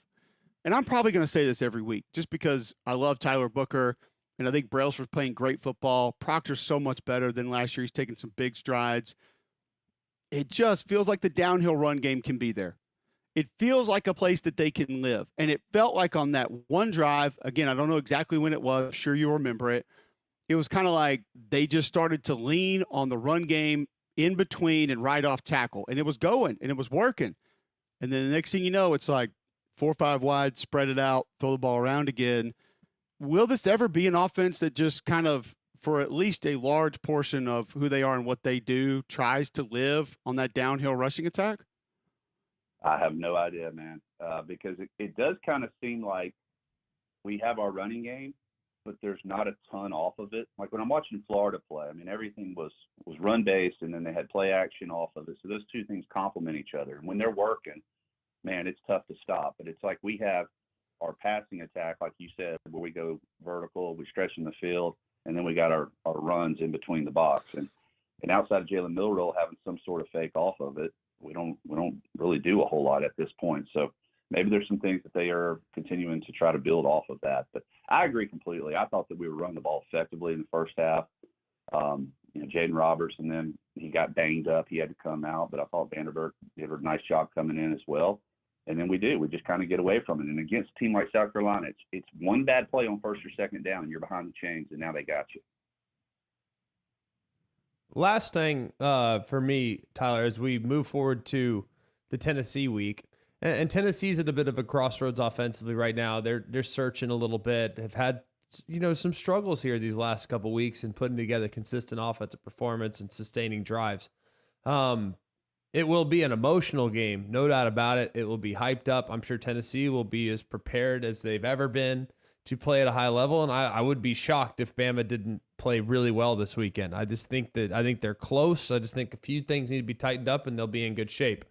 So when looking at Tennessee, what do you think is going to be of the utmost importance for the Tide this week as they prepare? Man, I would love for us to go back and just really focus on controlling the line of scrimmage, because I think that if you can run the ball, you can really have success. Keep the ball out of that offense's hand. Make them play from behind. Make them feel the strain and the pressure of having to make big plays. So, and then when you get your shots, take advantage of them. But it's a gritty Tennessee team. They obviously get after it, but they're beatable. I think that they're absolutely beatable. Arkansas has already proven that. Florida had every opportunity to beat them last week. So you're right. They are trying to find their identity of exactly how they can hit on all cylinders as well. So in a game like this, man, you got to take the fight to them early and just create all kinds of doubt mentally that they're going to be able to play with you for 4 quarters. How did you feel there watching it, as far as just like the atmosphere later in that game, the demeanor on the sideline? Kind of take us through when this game was a little bit dangerous late. What was your feeling? What were you seeing with the team, and just kind of what was that atmosphere like? Hey, man, are we talking about Florida right now or Alabama? I'm talking about Alabama now. Oh, you shifted gears. You went backwards on me. Yep. All right. Sorry. In that ball game, I never really saw a whole lot of stress on the Alabama sideline. I know that Damian Squares down there, and he's trying to get everybody fired up because he's an emotional guy. And he even kind of commented that there wasn't a ton of angst or anything like that. It was just trying to stay focused. I think, to his dismay, he probably wanted a little bit more hollering and screaming and challenging each other. So maybe there is a little bit of that lacking. But those are the type of games where offenses have to take control in the 4th quarter. You have to put those games away. The defensively getting off the field continues to be a little bit of an issue, but I never really saw a whole lot of angst on the side of the sideline. Well, Tyler, we always appreciate you stopping in with us every Monday. Love getting your take on just kind of what the game was like from your perspective. Look forward to doing it again next week. Hey, I appreciate it, Cole. Y'all have a great day. Thank you. Tyler Watts, former Alabama quarterback, joining us on the Buyers Right Hotline, kind of gives us his thoughts on the Alabama game each and every week. We've had a listener share something, Greg, that I need to speak to you about, and we need to have a conversation about. We'll do that on the other side, and it's positive. It's not going to be negative. So folks know. Tell our make listeners, sure you should tease it as negative, because people seemingly gravitate towards negative much more than positive. So tease it as negative. Someone you work with may take this in a negative light, but I want to have some fun with it. And we're going to do that on the other side. But first, tell our listeners about Bromberg's and all the positive items you can find in there. Well, a lot of positive items for sure. Things that you're going to buy, and it might be in your family for generations. They're the oldest firm in the state, the nation's oldest family-owned and operated retailer, and they'll do that special one-of-a-kind piece. They set the standard in fine jewelry, gifts, watchwear, or giftware, watches, and of course, the customer service is what ultimately sets them apart, man. You go to one of their 2 locations, you walk in their store, and you just feel like you're dealing with people that are going to make sure that you make the best decision. So go and check them out in Mount Brook Village and the Summit, or you can always shop online at brombergs.com. All right, we will discuss that right after this on McElroy and Kubelik in the morning.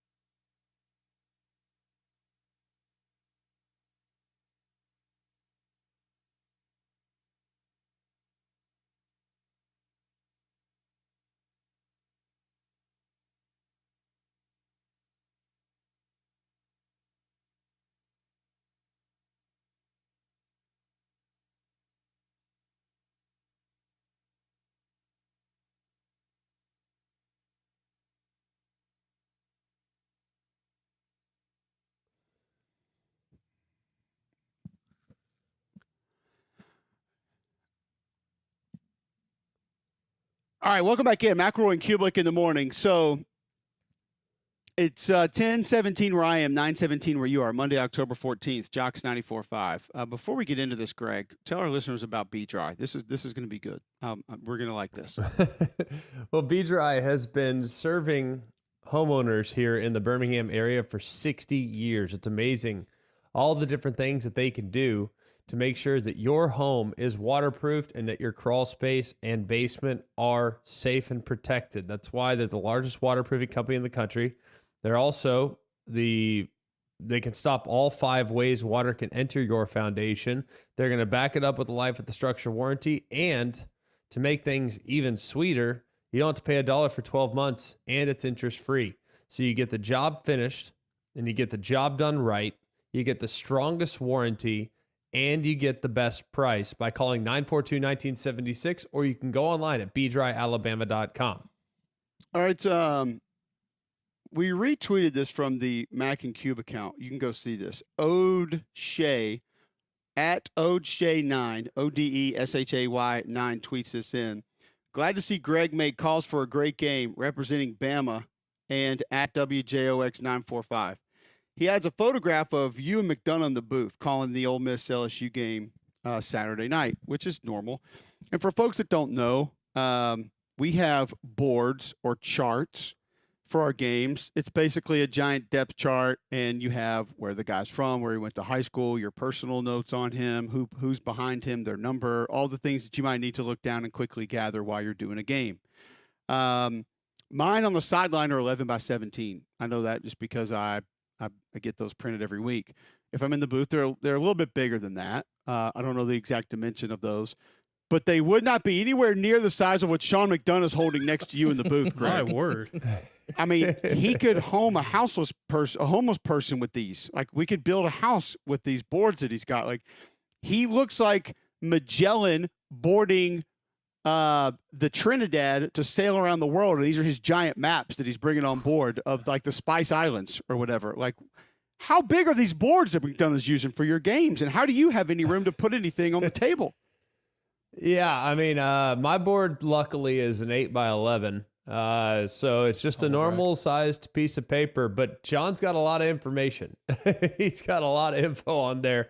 Those things are covered too with ink and things that he's written down and reminders and storylines and story tells and things like that. So, he's one of the best in the business, and you can kind of see why with the amount of information that's packed onto that board. I mean, that thing is, for folks who don't know, like that's twice the size of the boards that most people would use. And like you said, you can like zoom in and like it's got stuff all over it. Like there's stuff written everywhere on that deal. Which I guess now we know why he's able to throw in all the different notes that he does. Because Sean, obviously one of the best in the business, but man, there's a couple booths that we go in, like Ole Miss is really small. I'm trying to think of another one that might be a little bit compressed that we do games in. You've done games in a lot of different places than I have. But man, like where are the monitors like for you guys' games like that you guys look at? Because you're not going to have room for them with these deals. It's pretty funny. I mean, I've never really like thought a whole lot about it until people have said things, and I'm like, you know, I guess they are noticeably larger boards than those that Pash used. I mean, I've only really worked with, and I've had Tom Hart, and I don't remember him ever holding his board, so I just don't remember. I know it was on the table. I just don't remember the size. I've worked obviously with Levy for 5 or 6 games. He had normal sized boards. Pash normal size. Tess was a little bigger. But most of the guys I've worked with, I wouldn't say that they're like way bigger or than Tess's. Tess would be the biggest. But McDonough and him are probably close. I don't know. It's close. It's definitely a lot of information for sure. The thing about Tess is Tess has like 5 different boards.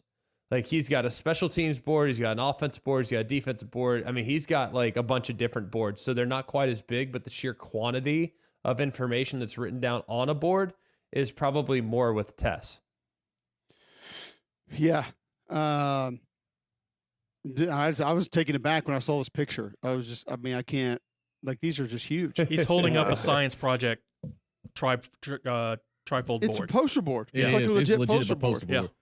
Yeah. I mean, I'll tell you what, though. One So thing it's about Sean, my kids hold up at their lemonade stand trying to get you to come out there. one thing about Sean McDonough, when his voice starts to crack, that's when you know there's a huge play that just happened, because it happened at the game on Saturday after the touchdown, and like you could tell he was getting excited. And right there at the end, it started to go a little higher pitched, and it went out a little bit. He came and bring it on back. That's when I knew, okay, yeah, this is massive.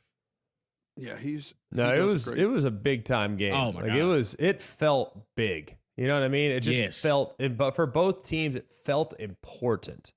You know what I mean? Like it just felt like, man, we got to have this one on both sides. It really did. Yeah, it's I'm sorry, this distracted me. But this was just like just huge. So, but yeah, he's one of the best, and that's why he obviously comes prepared and has extra information and knows about how to get things done. So, I do want to spend a little more time on your game, and I kind of mentioned with Alabama, Greg, that it's not the inability; it's just the lack of even efforting running the football sometimes in a downhill nature. Has LSU just given up on that? Like, did they just not? They just either they know they don't want to do it or don't think they can do it. And listen, the drop back stuff works. I think it was actually a pretty good idea to try to neutralize a lot of what Ole Miss gives you, is to sort of spread them out and say, listen, we're at least going to empty the box a little bit so you can't show these different simulated pressures or run these different stunts or do all this kind of stuff. And I felt like it kind of neutralized things for the LSU offensive line, who in protection did a pretty good job. You're not going to slow that group down altogether. But Nussmeier had enough time to operate, and man, he threw some really accurate footballs.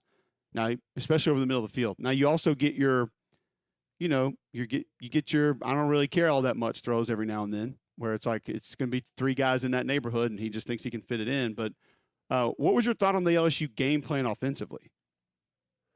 I just think it's a little too aggressive. That would kind of be the only thing that we're a little bit. I mean, they didn't have any underneath throws going at all. Like it was almost like all down the field, it felt like.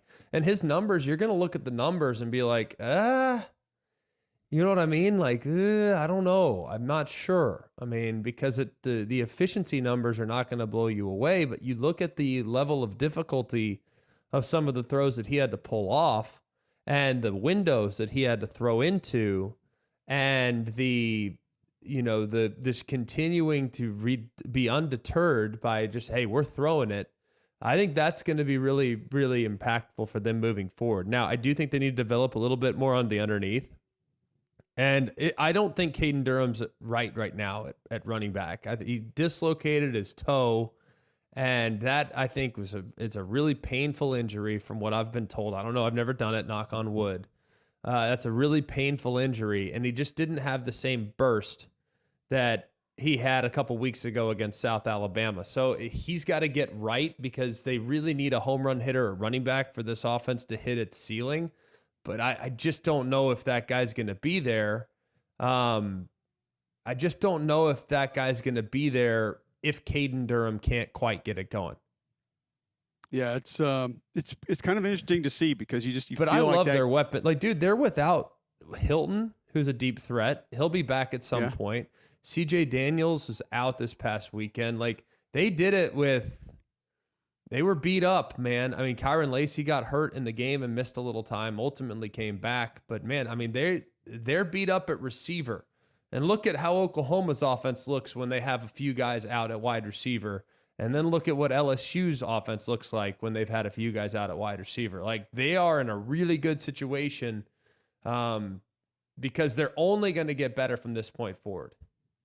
Yeah, it's they're a dangerous team, and like that defense just seems to be playing I don't even know really exactly how to describe it, Greg. They just have a different attitude. Dude. Yeah, different style, different attitude. It's like they did a great job, and this is going to sound weird, I know, like talking about defense, because it seems, well, everybody does that. They did a great job attacking the football. Does that make sense? Like, there wasn't a lot of waiting. It, like, when they caught an out route, they attacked the ball. When there was a crosser, they attacked. Like, there wasn't, okay, let's all get our cleats in the ground and kind of, reroute this guy, or, let's make sure we leverage the sideline. it was go attack the football as soon as an Ole Miss player got the ball in their hands. And it just feels different than last year, and it feels different than the way some other teams I've seen operate on defense this year. If you really go back and study them, and I really spent a lot of time on this because I've noticed them playing better defense against UCLA. So I went back and like really studied them. And I think that if you watch them against South Carolina and then watch them against UCLA, it's like they're like a completely different team. And I don't want to say the quiet part out loud because I don't think this is a real popular opinion amongst many. I think Harold Perkins' absence has forced them to become a little bit different with their personnel. Major Burns now slides down into the nickel spot. Like, I think they're a little bit better in coverage now. Not as athletic because Harold Perkins is so dang athletic, but I think there's another layer of awareness that now exists there at the second level that has been beneficial to them as a whole. So I think they're playing better at linebacker, and I think they're just playing with more urgency. Like, they're just throwing caution to the wind, and they're like, who cares? We're going to create havoc, and if I take Whit Weeks and I just run him into a brick wall, so be it. You know, and that's kind of what they've done. And it's been really helpful. It's been really impactful in a positive way. So I think their defense is they're not going to be an elite group. They're not. I don't think they're good enough in the back end, but I do think they have a chance to be a very solid group defensively that can create a lot of mistakes from the opponents. Yeah, I don't think there's any doubt. And if that defense keeps getting, we know the offense is going to move the ball, going to score. And now we find out the resolve of the team. You don't lead until the final play of the game. I mean, that doesn't tell you something about the personality of a football team. I'm not really sure what will. So LSU gets that big win in Tiger Stadium Saturday night. The Stars were out, former players there, Shaq in the house. I mean, it was kind of one of those magical Baton Rouge nights, and they found a way to get the win, 29-26 in overtime. Nussmeier, 337 through the air, 3 touchdowns. He did throw 2 picks. Jackson Dart, 284, a touchdown and interception. Ulysses Bentley kind of showing back up for that Ole Miss rushing attack. Caden Lee made some big plays. Trey Harris, just ridiculous. There's almost nothing you can do about him when they decide to go to him. I will say this, Greg. I thought the LSU defense, too, did a good part of bottling up Jackson Dart. Not that they lean on his legs a ton, but usually when he decides to leave, he can turn those into pretty big gains. Like they minimize the damage of what Jackson Dart did with his legs in that game also. Yeah, and I think, well, there were a couple moments with Q counter that gave him some fits, but there weren't many. And I thought they probably should have leaned a little more on Q run, to be honest with you. Of course, hindsight's 20/20, but I think there was a little bit more there for him. Trey Harris is clearly not 100%. He got hurt in the game as well, so his absence was missed. Juice Wells just ain't that guy. Like he's just not a number one. Like what's the problem? He's just not a number one wide receiver. Like he's just not. I mean, the guy he was 2 years ago, he's just not the same guy. And I think he was probably a little hyped up based on that season. I'm just not sure I'm not sure he's a number one guy. Like, I think he's a number 2. And that's okay. That being a good number 2 is a rock solid place to be. There's nothing wrong with that. I'll tell you who was number 2 his whole career at Bama and was awesome, was a great player, was John Mechie. Like, he was a great player, was a number 2 his whole career for the most part, and that's okay. Went on and now makes a lot of money playing professional football. I mean, there's nothing wrong with being a 2, but he's not a 1. And when they take Trey Harris off the field, they really missed that physically imposing, big wide receiver that's tough to bring down. I think they miss him on the perimeter and blocking sometimes too, because they just don't have a really big guy. Like, I think Jordan Watkins is solid. I don't think he's a number 1. I think Juice Wells is solid. I don't think he's a number 1. I think he's got a lot of energy and a lot of speed, but I don't think he's a take over the game guy at this point of his career. So without Trey Harris, I think they become pretty human. I do think Caden Lee's got a chance to be a dude now at slot. Like he's got a lot of wiggle and he's very crafty. So I really like him, but they need a little more out of their tight ends. I think Daquan Wright needs to come on. in the event in which Trey Harris has a prolonged absence, because they're just not the same team without Trey Harris on the field. It's interesting just to kind of see kind of where that Ole Miss team is. Where do they go from here? I think a lot of folks are wondering what the mindset's going to be moving forward. You get a week off, then you get Oklahoma at home. Then you're at Arkansas, dangerous. You got Georgia at home, at Florida, and then Mississippi State, of course. So the rest of the way, very intriguing for this Ole Miss football team and kind of how they may finish it out. All right, we'll get to a break, come back, and talk about a couple other games in the SEC this weekend next on Mac and Cube in the morning.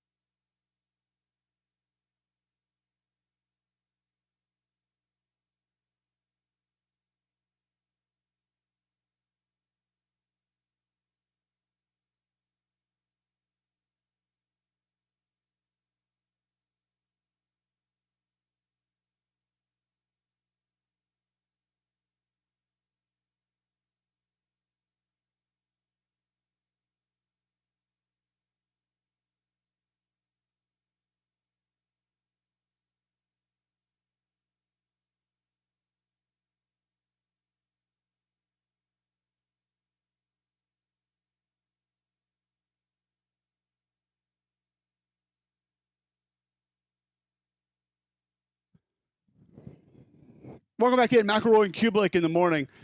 I'll go a little bit more national tomorrow, talk Ohio State, Oregon. Just a massive win for Oregon, first and foremost, GMAC.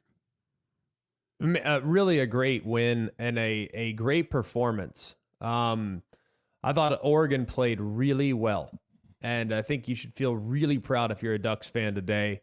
They hit some big plays. I think Ohio State's got to go back to the drawing board a little bit. I do think their offensive line is better, but there is buzz that their left tackle is now potentially lost for the season, which is potentially a big issue. It really was a game of a couple crazy mistakes. Like you have a ball bounce off a guy that's recovered by Oregon on a kickoff. That it wasn't an onside kick, but it kind of became one. Had that ball bounce your way. Will Howard drops a snap that ends a drive. They get stopped on 3rd and 1, ends a drive. I mean, it's really like 3 big plays and it leads to the win. I mean, it was a great football game, and you can point to the 3 big mistakes that Ohio State made and that ultimately gave the Ducks the win. So just a great game, really. I came away very impressed with Oregon. I really did. I was unsold coming into the game, but I am more of a believer in them post-game for sure. Okay.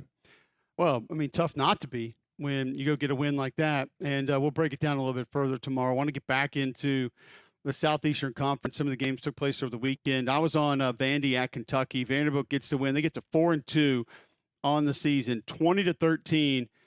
Stoops, before the start of the fourth quarter, told me it was a comedy of errors. And essentially, that was a major part of it for Kentucky. 2 turnovers. The penalties were just unbelievable. You had multiple special team snafus with snaps and holds that were just a problem. 12 penalties, 105 yards, 2 turnovers, and that ultimately ended up being the difference. Now, I do feel like this, when we talked about behaviors of football teams, awareness of football teams, number one, you give Tim Beck, offensive coordinator, credit. Like, I think he started to feel that. They stayed low risk, but picked their spots very wisely when they were going to take chances. And I think physically they matched up well. That's an area that Kentucky can overwhelm you a little bit, specifically on offense. They were going to go with an extra offensive tackle, kind of lined up at tight end. Bush Hamden told us they did it the first 2 plays. They didn't go back to it. And so I don't know if going into the game, Kentucky thought that they could kind of push them around and then couldn't and had to switch it up. But Diego Pavia, 15 of 18, 143, 2 touchdowns. Did have a pick, but I don't really know if it was on him. I don't think he could see it because he kind of tried to float it up over the defense off play action and ended up really, it was a hell of a play by De'Aaron Jackson. He reached up, tipped it, and then caught it. Vanderbilt ran 37 times, 145 yards. Kentucky did have more rushing yards, but the turnovers, and Kentucky's got to find an identity on offense, Greg. I know you had him a couple weeks ago and you saw him, but I just, Brock Vandergrift's not healthy, and they still have to run him to kind of offset the traditional rushing attack. They cannot find explosive plays, and they didn't have a play over 30 yards in this game. And the good news is they are negating the explosive plays defensively, but with Dane Key and Barryon Brown and Sumo Kumbaye, they cannot find explosive plays, and it's a little bit mind-boggling that they can't find more things down the field. Yeah, especially with it sometimes feels too like they don't really want to call it. I mean, it's kind of strange. Obviously, you want to manufacture explosives. That's the name of the game. But it sometimes feels like there's a hesitancy to kind of take a chance. Like, it's like we want to win on defense. We want to play ball control. We want to stymie the opposition. But so they don't really ever allow, it feels like, their offense to just cut it loose. So I think they're they have a bit of a governor on from time to time too. They're a tough team to figure out because they needed to win like Iowa. That's kind of how they win. Like, they win like Iowa, but sometimes the game doesn't allow for that. So I think they need to empower their players a little more offensively because it does feel like there's plays left on the field every week. Yep. A governor on the offense, I feel like, is a very accurate description of kind of where they are. Cedric Alexander, though, I mean, if you guys hadn't watched 28 play for Vanderbilt at tailback, you need to watch him. He's fun to watch, man. Like, he is. He had 3 really good blocks in this game, in the run game, not in pass pro. And Tim Beck told us his favorite thing about him is his pass protection. So physicality, not an issue. Texas gets Oklahoma 34-3. Red River, not a lot of drama. A slower start for the Texas offense. And then all of a sudden you kind of see what Sark was trying to do, make the defense run a little bit. They had that defense overflowing for almost the entire second half plus, Greg. And it was a lot of backside runs hit, a lot of throwbacks hit. I don't know. When I watched it, I saw the plan from Sark kind of unfold as to what I felt like he wanted to do and what that turned into. And everybody started to hit the panic button a little bit too early on the Texas offense not being able to get things going, in my opinion.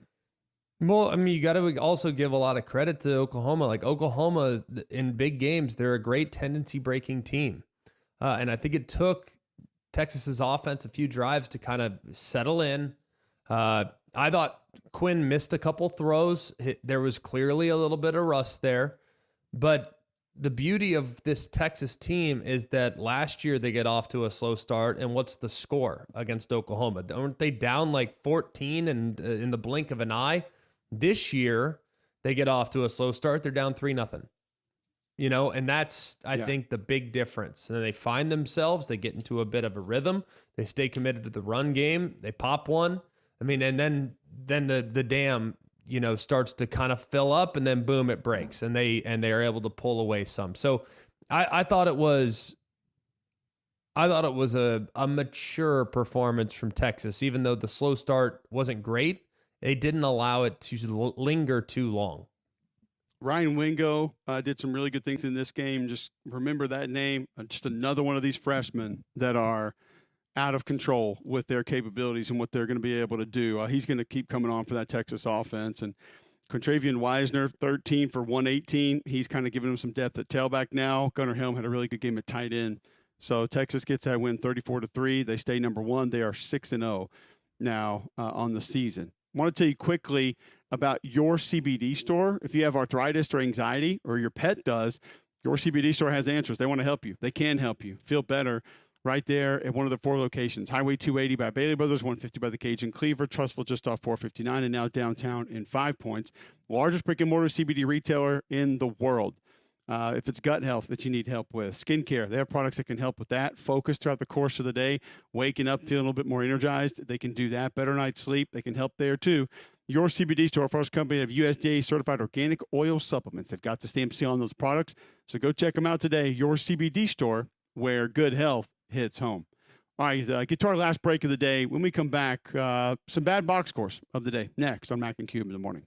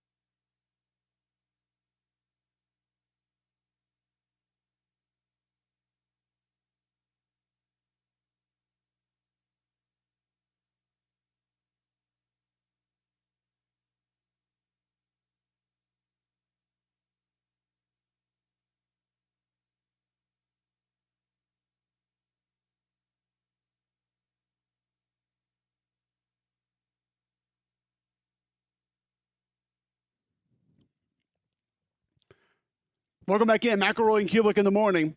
Monday, October 14th, 9:47 right here on Jocks 94.5. Listen online, jocksfm.com. Bill Smith Buick GMC is the GMC Dealer of the Year, the 7-time national champions. And you just take the short drive up I-65, exit 310. You'll see what I'm talking about. Go get yourself a GMC Sierra 1500 SLT.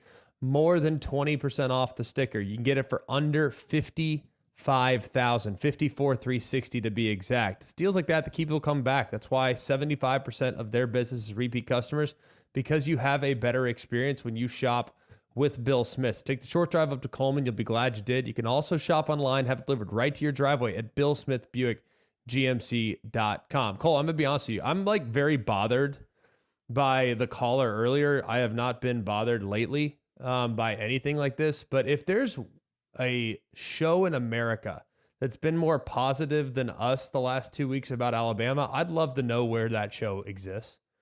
Like, like after the Vanderbilt game, do we not say, hey, look, this can get cleaned up? You guys are all freaking out because it's Vanderbilt, but Vanderbilt's pretty good. Like, let's just go through, like, what is the problem? Like, has there been anyone that's more positive than us the last couple of weeks with how we've covered the Crimson Tide? Seriously. Only morning jocks, because they're both such big Alabama homers and don't feel like they can do anything wrong.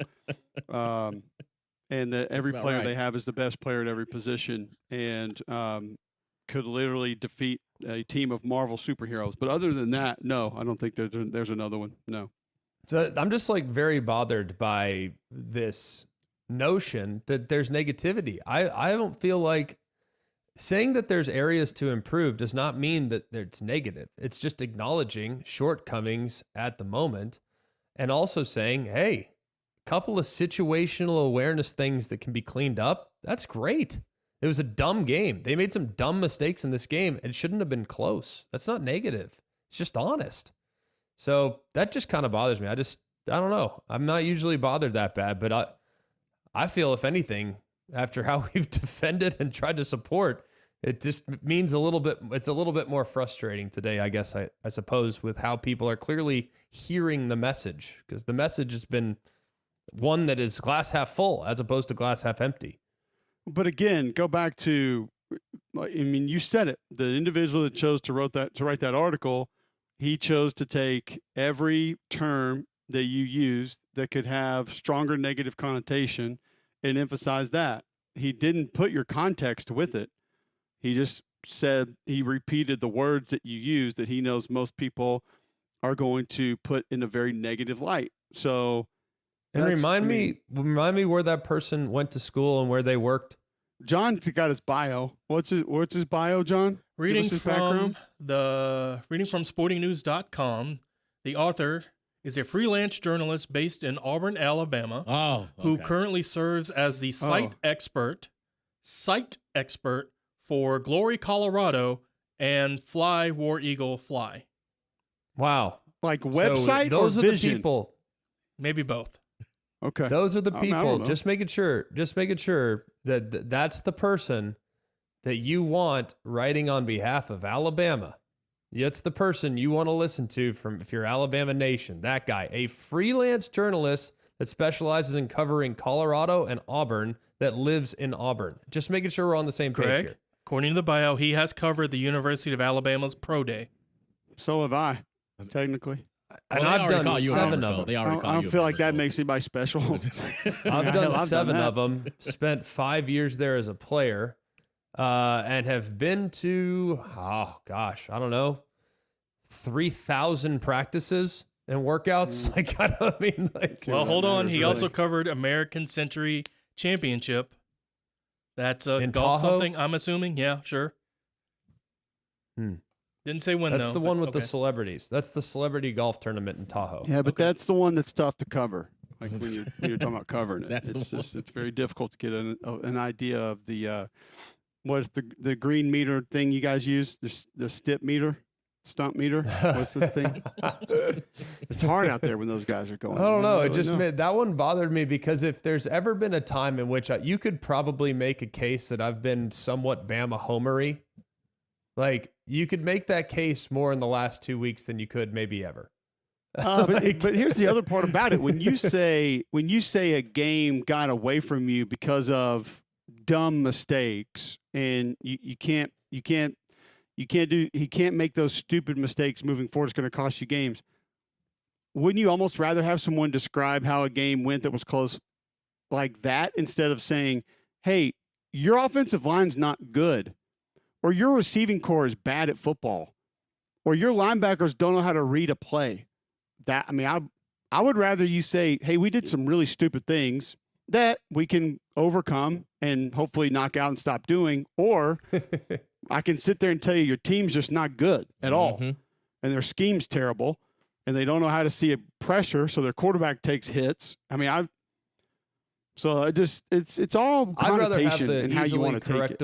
I'd rather have the easily correctable game management issues than have a lack of talent or a flawed scheme. So I'd much rather have things to clean up that are mental than things to clean up that are physical, because physical ain't getting fixed overnight. Mental, no, you can fix that pretty quick with a walkthrough.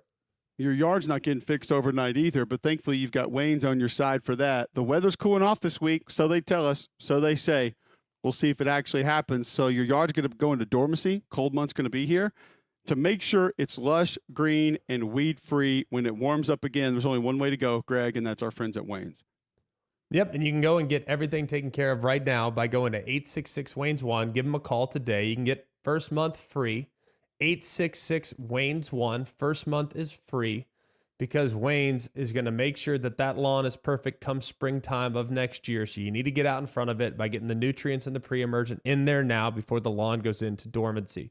First month free. Use the offer code JOX, that's JOX, at 866-WAYNES-1, or visit callwaynes.com and let Wayne's continue to create your happy place. All right, let's get to our bad box scores of the day. Our chosen sons, the Soldotna Stars, Superstars. They are. They just snuck past the North Pole High School Reindeer. No, Polar Bears. We had them. Are they the Express? They're the Patriots. Makes sense. So close. Yep, almost had it. 30 to North 6. Pole Patriots.